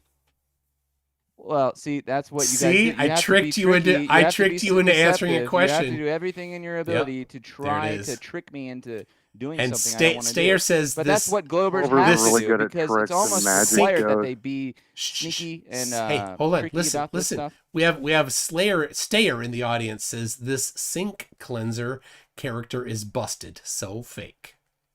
Well, that's big talk for someone who can't find their voice. I found my voice when I discovered Flat Earth, and I never looked back. You can And too also give up the globe. You should always be sure to it end might your be weird at first, but try it out for a week. Yeah, end your maybe. sentences with quoth the Raven. You got nothing to lose except for the globe. Quoth the Raven. It's really pretty easy. I mean, Sin, it's really pretty easy because the globe just doesn't come That's what into I've heard. play. Yeah, it doesn't. Nobody considers a globe in everyday life or any day life, really, ever. It's never taken into consideration for anything. Surveyors do, long range navigators do. If you're going to do celestial navigation, you have to. If you're a cartographer, yeah, you're going to have to do it all the time. That's all vertical. That's all like vertical change. Yeah, it's not all that's measured. No, measured in the vertical. Definitely not. Perpendicular, horizontal.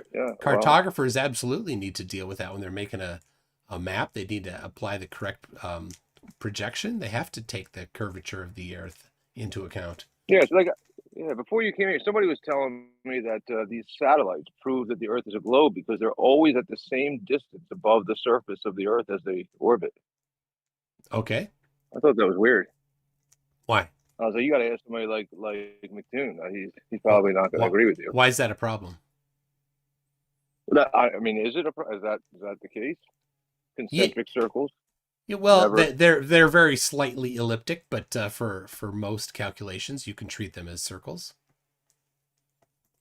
Well, I mean, just in reality, like, is it a circle or not a circle? It's in reality, it's officially an ellipse. And why does it? So he gave it. I want to see if you give the same reason. Like, why does it stay equidistant over the surface of the Earth? Because the centrifugal and the centripetal accelerations are in balance. So it has nothing to do with the center of mass. Yes, it certainly does. So that equation, which is once again on the screen there, F equals G m1 m2 over r squared. So you take that, you take the mass of the object that's orbiting, so the mass of the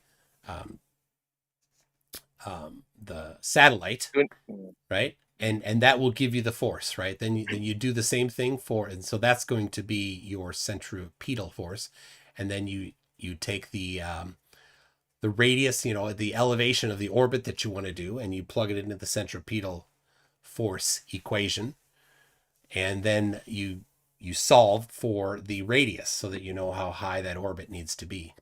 And I mean, do you have to solve for anything? Don't you just throw it up where you want it and it'll just stay in orbit, right? No, not at all. If you don't do it right, it'll either escape if you have too much delta V, as they typically say, or if you have too little, it'll crash back into the Earth.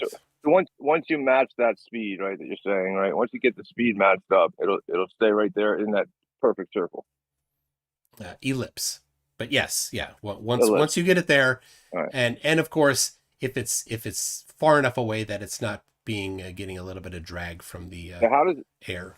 How does that one? I mean, he just made the assertion that this one satellite going in a perfect ellipse circle, right, always the same distance above the surface of the Earth, from its vertical, proves that it's a globe by measuring no change. Therefore, it's measuring a globe.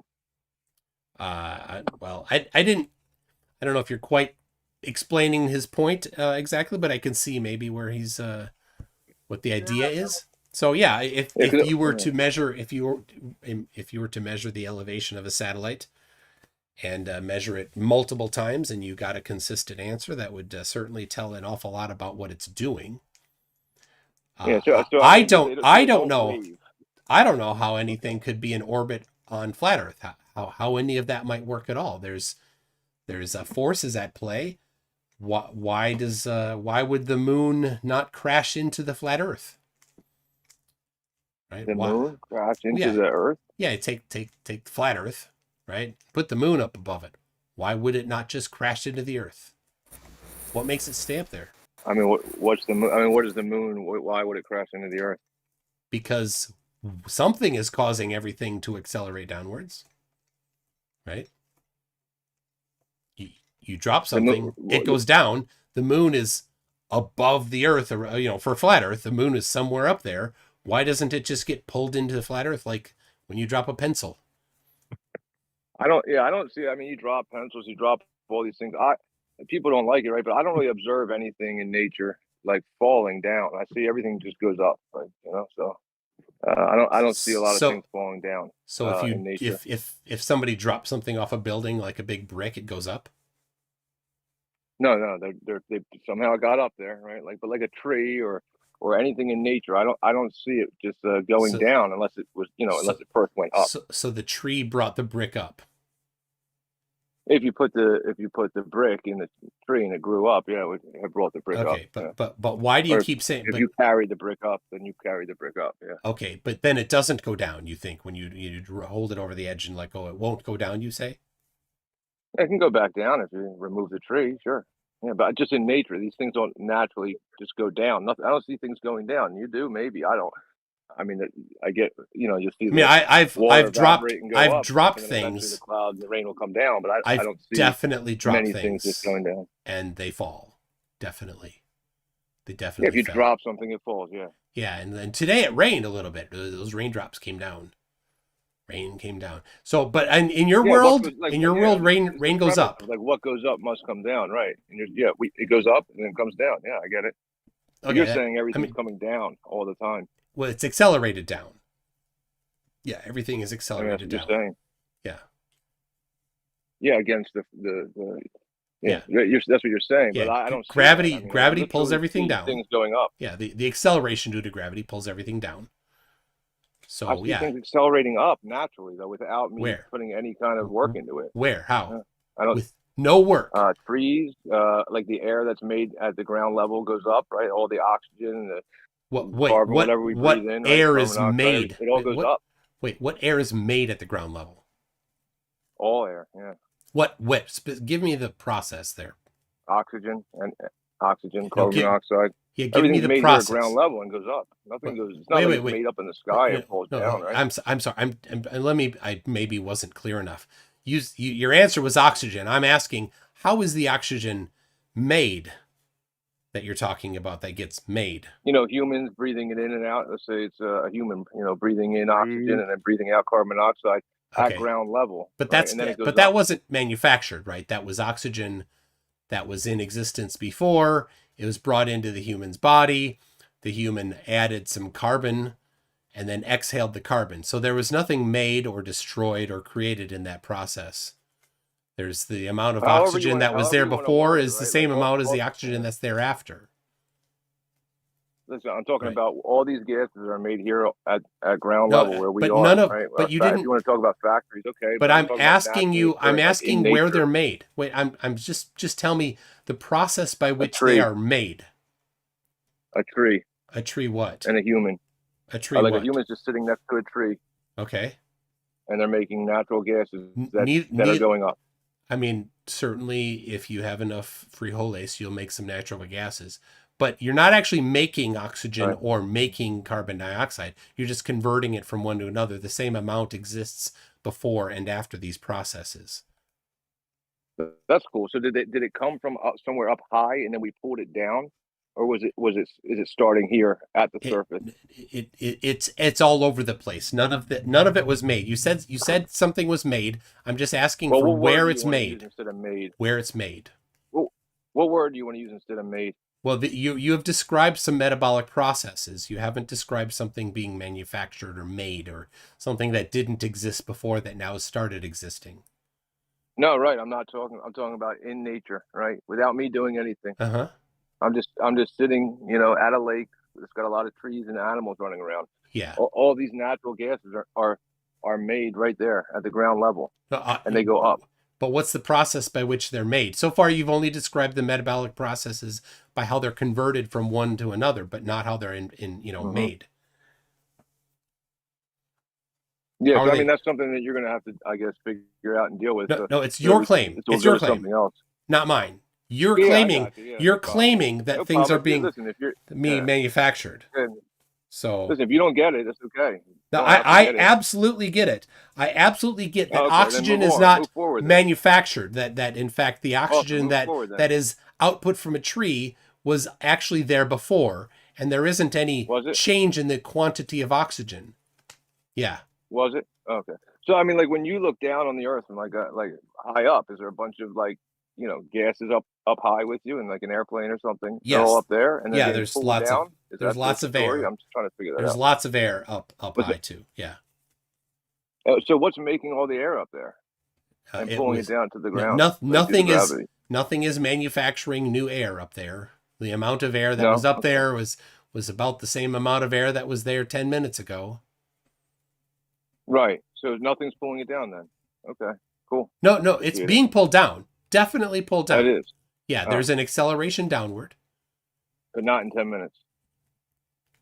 How much longer? Like not 10 minutes. Well, it's hanging out. It's hanging out up there for a while, and then maybe it'll blow around, and when it gets around to it, it'll find its way to the ground, and maybe it'll go up higher. When weather is a complicated process. Getting pulled down.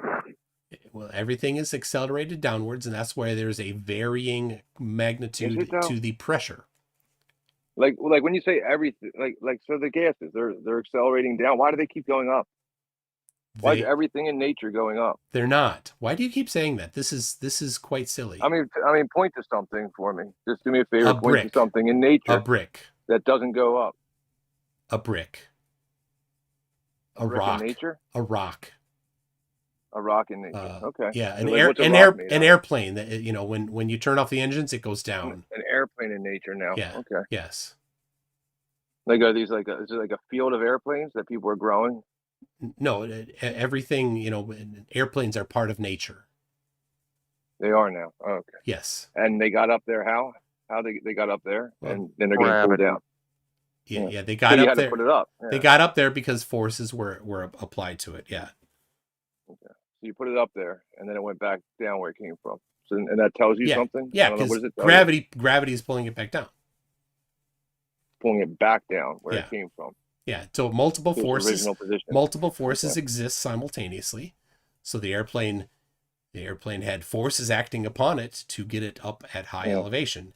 And so like the gases, right? Because like you've heard that rumor that there's like the airplanes don't even use fuel, right? But the fuel that it uses, is that going up or down? Like when the exhaust? Well, when it leaves the plane, it doesn't change elevation very much at all. Oof. It didn't. It goes up. I mean, again, then it's subject to weather. Okay, so I don't know. Like you have this stuff called gravity, where like look, everything goes down. I totally understand that you don't know anything in nature that goes down, but then that's what makes the ground very small rocks, a ball somehow. Churches, gravy, a duck. What? Churches? What? What? Yeah. A rock? I mean, what's a rock? A rock very, is a mineral, very right? small rocks.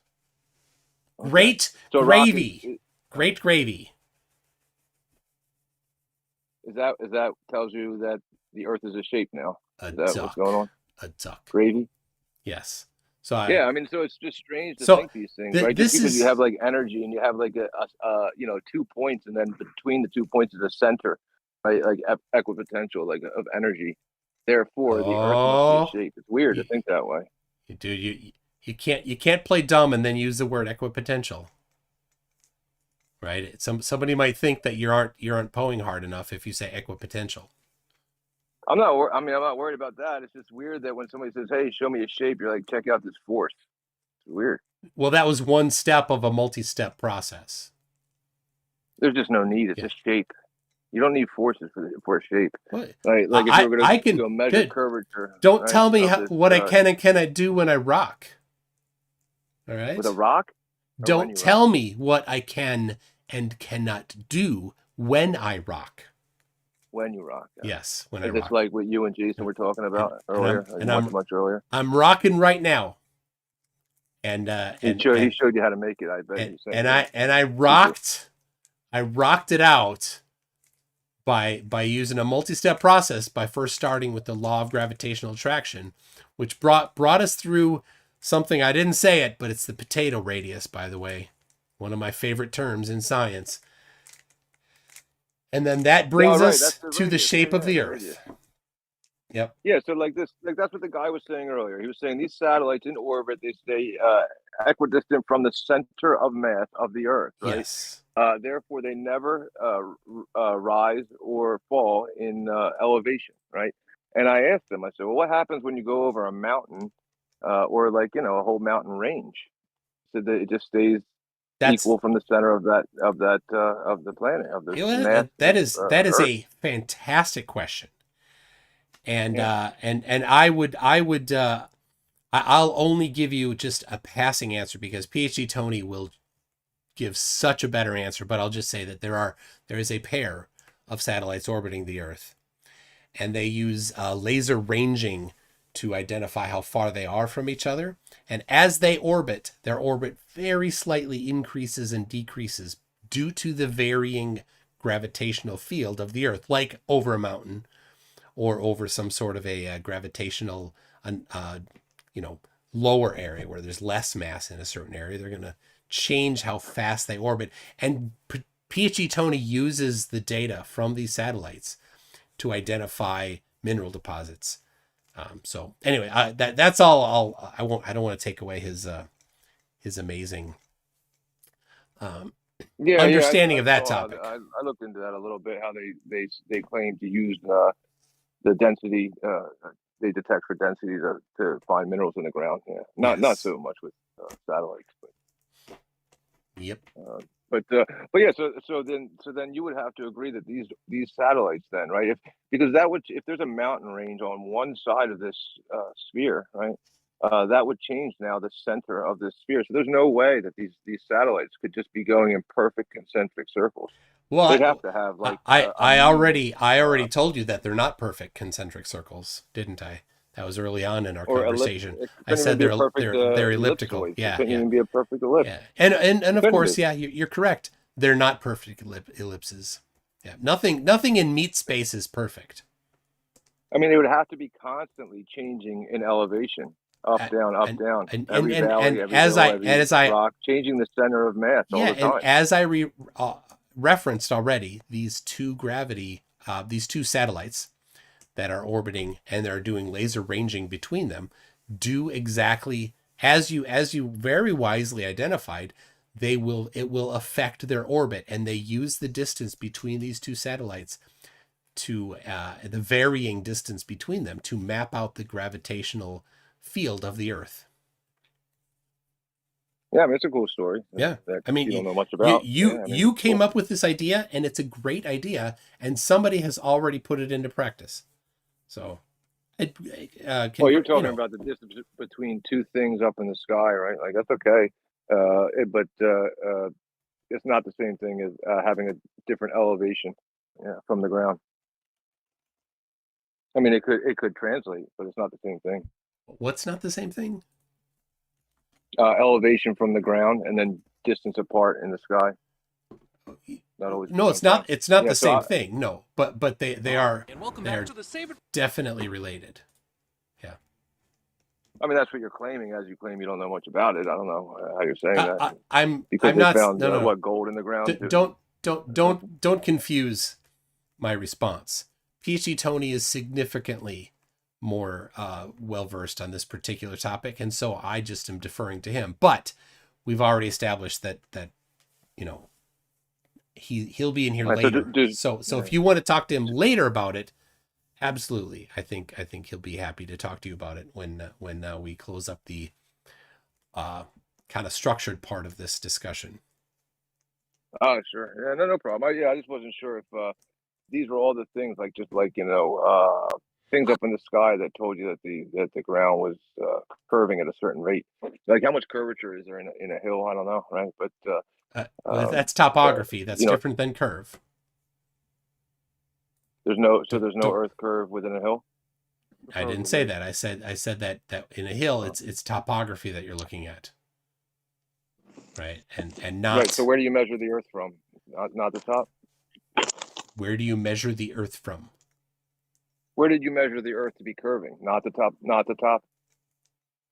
The bottom. Or where did you measure it to be curving? Well, when I measured it to be curving, I measured the elevation to the sun, and I used that and trigonometry to identify the radius of the earth. The elevation to the sun? Yeah, the angular elevation. Sorry, I should have clarified that, because how'd you get that? I mean, you can use the Theodolite app on your smartphone, or you can use trigonometry to get the angle to it. It's not that hard. So an app on your smartphone tells you how far away the sun is. The angular elevation. Try to keep that straight. Angular elevation. All right. Ah. So that's just the angle, right? And people often use elevation in reference to angles as well. So just maybe you haven't heard it much, which is fine. But so the fairy does spectacular imagination. No, just the angle to an object is something. Did you have to hold the phone flat, or? No, you'd hold it at an angle. You hold the phone at an angle?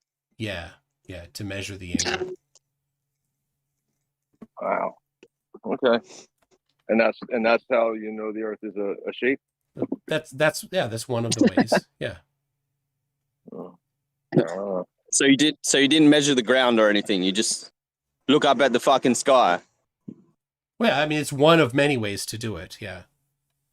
It's one of many, but you haven't mentioned anything to do with the ground yet. You're just talking about the fucking sun. But there's all these other elaborate ways, right? But you haven't mentioned it. Yeah, I can do it however I want, and that was one of the ways that I wanted to. So that's how I did it. So. Well, imagination is a wonderful thing. You know, anyone can do it any way they want to do it, just like you said. Yeah, and I did, and I got the same result as multiple other people. Which is a confirmation, right? Consensus. No, not consensus. This is called repeating an experiment. So a fundamental part of science is fundamental part of science is repeating things, right? Reproducibility. You pointed an app at the sky, man. What are you talking about? Like you pointed a phone app, like the commercial would be awesome. Like, oh, you want to measure the distance to the sun? There's an app for that. Right? That'd be awesome. I didn't. This wasn't how I measured the distance to the sun. No. Yeah, you did. This was how I measured. Your phone this is how I took a measured. picture and you're like, boom. Yeah, just a second. This is how I measured the radius of the Earth. Right. Yeah. A radius. There's only one way to measure the radius of something. There's only one way. You have to physically do that. No, there's lots of ways. You can't measure the radius of something. No, there's not. There's many ways to do it. No. Just because you don't understand it, that's fine. I can teach you. Right. I don't know I'm looking if at you're a tire right now. How do I determine the radius of that tire without physically measuring it? You could measure the circumference, and then I'll tell you the radius. What's the circumference? Oh, so you have to physically measure the circumference first. Well, that's one way, yeah. So I'm correct in saying that to get the radius of something, you have to physically measure something first. No, you said you had to.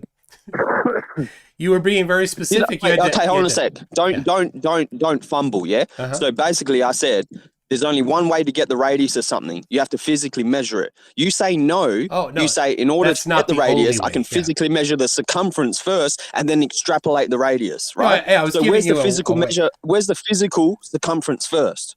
All right. So what you're doing is I'm not doing anything. Oh yeah, you are. Okay, listen, you think Einstein's a genius, yeah? You know what Einstein said? If you can't explain it to a 6-year-old, you don't understand it yourself. All right, so what you're doing is begging the question. So can you explain it? Can you explain it? Yeah, so I gave you a way to measure the radius if you know the circumference.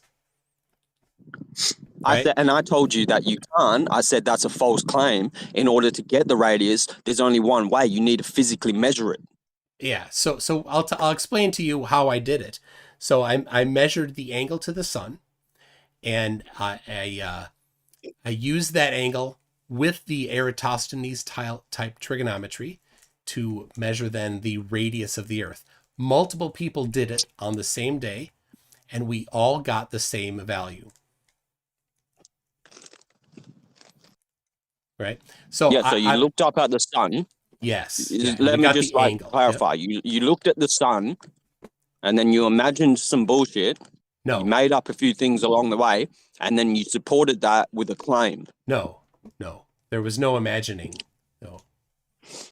There's plenty of imagining there, because I don't know how the fuck you're going to tell me how you know how far away the sun is and the angle and all that bullshit. I didn't say I was measuring how far away the sun was. You keep getting confused about that. So how far away is the sun?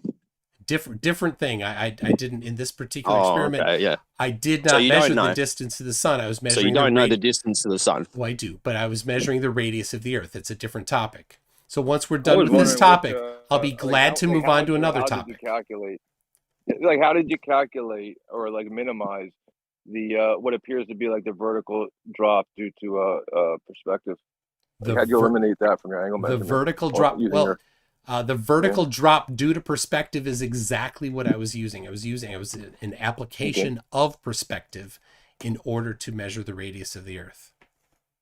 Right. So the radius is a measurement of perspective. An application of perspective is how I got the radius of the Earth. Yeah. It's pretty cool how that happens. Yeah, so as you backed away from it, it kind of it got lower, and then you walked towards it, it got higher, and then what happened? That's exactly what happens. Yes. Yeah. What happened then? So because I was in Minneapolis, I did it on December 22nd of 2019, and the angle to the sun that I measured was 22.54 degrees. Right, that's the angle of elevation. So after you measured the drop due to perspective, how did you measure the curve and add that into it? So the drop due to perspective would be measuring it from different latitudes.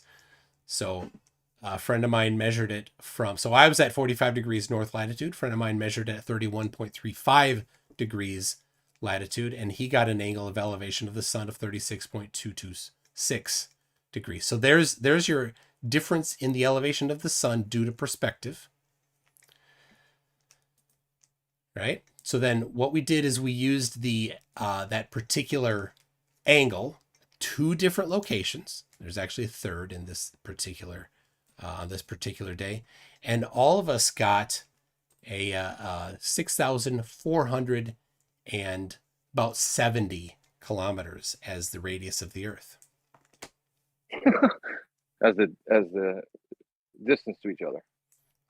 No, as the radius of the Earth. Yeah, each of us used a different. Each of us used a different location, and each of us output a radius of the Earth from our location. And here I'll share the spreadsheet. Like the sun, like the sun making a circle in the sky, kind of radius. Yep, by pointing at the sky. So there you go. So there's cool. a spreadsheet covering what we did, including the trigonometry. And then you're okay with that. Like you believe that when things go away, because they appear to kind of get lower and lower, that means that the ground is a certain shape. You're okay. That's like your what you do. You that's a non sequitur there. That I simply applied perspective to measure the radius of the Earth. Yeah, I agree. So I specifically, and like I said, I gave you the link to the spreadsheet. So if you find any errors in what I did, please feel free to point it out. I've been asking for a few years, and nobody's ever come back to me and said that they thought that what I did was an error. So no, I think what you did is, I mean, it's just that you're just, I'm sure you did just fine, right? Like you did everything okay. Cool. Awesome. It's just what's happening is that you think the ground is kind of falling away from you, like off in the distance, but it's just kind of compressing and going like down in the distance, right? Oh, well, prove it. Like compressing down. Okay, prove it. It's not. That's okay if you want to. Go ahead, prove it. Believe it. Huh? Prove it. Go ahead. With what? With like a I don't know. You made the claim. With like everything you made the claim. that we observed. Prove it. Yeah, prove it.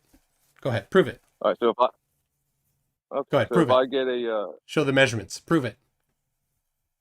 Oh, I just wanted to see what you would accept. Right? Go ahead, prove it. Ask you. Go ahead. Are you all right? Go ahead. Are you okay? Yeah. You can't, can you? Can't what? You can't prove your claim. What was my claim? You're making specific claims about perspective causing things to appear lower in some particular relationship. So I'm asking you to prove it. Yeah, we can do it together. Like Go ahead. Street land for like a railing or anything like that, right? Go like, ahead. Show the application of perspective. Underneath of an object, right? As you back away, your angle to that object will change. Excellent. Right? By how much? Not actually getting lower. By how much? Just you getting further away. And what's that relationship? By exactly how much you calculated. Yeah. By exactly how much you calculated. Let's see it. So if a street light is 20 feet tall. You did the work. If a street light is 20 feet tall and it's 100 feet away from you, what will its angular elevation be? I mean, I'll have to check whatever you posted, but that's no. I didn't post anything about. I didn't post anything about streetlights. Right. So are you denying that that's? You're the one.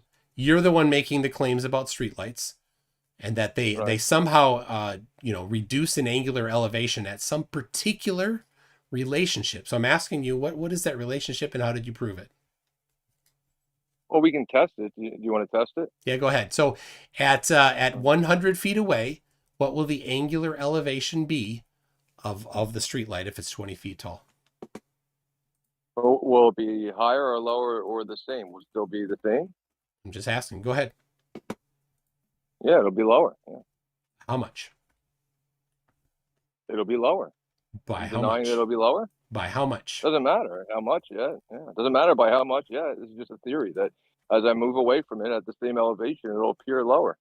And I have to lower that elevation angle. Is that true or false? Or should I not even waste our time? I'm asking you for the relationship because you've made specific claims about the relationship. You want a number. Why would you want a number? To reality. Does it matter if it has a number, or is it real or not real? It absolutely matters how much. Because you made very specific how claims. Much does it even happen? You made very specific claims about how much it does go down. How far do you think you're getting? Like denying like repeatable reality? I'm not denying anything at all. I'm asking you to support your claim. Didn't Jaron just have like a nice long talk with you about just conceding to a point? I'm asking you to specifically support your claim. To put a number on it. No, you've made a very specific claim. You've made a very specific claim about perspective. Specific claim, yeah. Go ahead. It seems to me like you're trying to claim that perspective causes things to appear curved. Appear curved? I mean, if you put like little dots next, if you put little dots and stood to the side, like did like a side view, then it would be a curve. Yeah. Kind of just mapped it out with little dots, and then turn this illustration to the side. Yeah, of course. So little dots, are these dots in a line or are they in a curve? Yep. A straight line or a curved line? Straight line, yeah. So a straight line will appear curved. No, you'll just map it out curved, yeah. How? On a piece of paper. I just said this. Well, show it. Prove it. And then what? And then you'll be on board. I want to see how a straight line appears curved. I just want to see it. Yeah. Yeah, so are you denying it or are you accepting it? Like, I'm asking you about it, or I'm asking you to support your claim. You have claimed now that a straight line of dots will appear curved when you look at it from some particular angle. I'm asking you to support your claim. If you were to draw it out and like you want me to do, absolutely. Go ahead. Go ahead. Yeah, the way you want me to draw go ahead. it out. Just show it. I'm watching. Tell you what. How about you do that while I talk to somebody else, and then you can pop back in when you're done. I think the whole room is done with you. I mean, you won't concede to like anything. Sounds like you're done with me because you painted yourself in a corner, and you are unwilling to support your claim. There's no corner. You've claimed that dots in a straight line. Like the world. You've claimed that dots in a straight line will appear curved. And when I ask you to support your claim, you're like, nah, can't be bothered. Can't Google be bothered. Graphic view of perspective, and you'll see a curve. So you've said on a piece of paper without any supporting evidence. So I'm just waiting for what? you to support your claim. Go ahead. Burden of Listen, if proof. you're going to deny reality, Burden of I don't proof. think many people are Burden going to of like, proof kind of is on talk you. to you. I mean, You are the one okay. claiming that dots in a Nick, don't straight worry. line. My phone is across the room. Just continue talking to somebody else. Go ahead. I Cool. don't want to All go right. to hit All the right. mute button. Go ahead. There it Chance, is. You know, the entire flat Earth movement is denying reality. I mean, you can't really say that. Say what? I mean, you're going on about denying reality a third time. The entire. Oh, yeah. Well, I mean, it's something that we can both prove, right? Like we can both do this. I'm right? waiting No for you to problem. prove your claim, but you won't. You Not you, refuse to. McToon. I'm talking to somebody else. What? Sit on the sideline for a second. Right. No, he got So we can both- server muted, so he can't talk to you. Not nice. So, all right. Well, yeah, you work on supporting your claim. Anyway, so far I've shown that gravity predicts accurately Stop it. the downward acceleration, and nobody has Listen to this anything. fucking clown, man. In fact, I have that The challenge clovers sitting are out there. hilarious. I have that challenge sitting out there. All you need to do is show something else that predicts the downward acceleration better than gravity. And nobody even wants to talk about there's something else. You all think that something else causes things to go down, but the curvature none of of space-time? But The none of curvature you. of space-time predicts a downward acceleration? Yes, I covered that earlier. You weren't here. That's fine. I wouldn't expect you to have covered that part. But So, anyway, the curvature of two concepts predict the physical phenomena. It sounds like you don't quite understand the topic, but that's fine. Well, that's not a valid argument. But well, I mean, you have to your first. opinion. It's a straw man if you don't understand the position, and then talk as if you do. So the curvature of space-time is well established. It's thoroughly explored and empirically confirmed. False. Just saying false doesn't do it, but I'll be glad to. Show. Oh, just making a claim doesn't do it either. So I'm completely right in just. And you're correct. You're correct on that. So I will. Right here. All right. Eddington, 1919, one of the early confirmations of curving space-time. Right here is Kennedy Thorndike, another one. That is the experimental establishment of the relativity of time. You've got Ives Stilwell, which is an experimental study. Yeah, that's great. Harry Potter, Chamber of Secrets, Prisoner of Azkaban. I'm sorry, you're asking you're asking me to support my claims, and they didn't even have a camera. How are they going to predict all of that? No, I'm doing exactly what you specifically asked. I am exactly supporting my claims with evidence. So there is Ives Stilwell's second one. I'm supporting Hogwarts, like by telling you the books. All right. So the gravitational Expelliarmus. redshift. Gravitational redshift was confirmed there by Pound Rebka. You know you're a clown, man. All right. And then we've got Havel Keating confirmed that the relativistic effects on clocks. So there's the first one. The predictions, and then the second one would be the confirmations. There you go. So there I have supported my claim that bending space-time has been empirically confirmed. Look, denialism isn't refutation. I gave you a list of empirical confirmations of bending space-time, as you've said, or just Einstein's theory of relativity. And you seem like you are unwilling to even look at them, which means that you are not interested in actually debating, right? You are a dishonest interlocutor if you ask for evidence and it's given to you, refuse. You don't have a at debate. So I mean, if you actually want to debate, you can start with your opening position. I already I'll give you mine. We can go from there. You specifically asked for stuff. I specifically gave you exactly what you asked for. You refused to look at them. You are dishonest. I didn't ask for anything. I asked you a question, which is, are you claiming that two conceptual things predict physical phenomena? Yeah, and like I said, you do not understand the topic. By that, that's a straw man, because that's not actually the understanding of it. So a straw man, again, isn't a refutation. You don't even know what a straw man is. You are a straw man. I'm sorry. You understand that? Not understanding the topic is exactly what a straw man is, right? You clearly do not understand the claims of relativity. It's complicated. Do you really it's think anyone's like listening to your bullshit, McToon? Well, you really think that? I think that you're not, because it goes over your head. Yeah.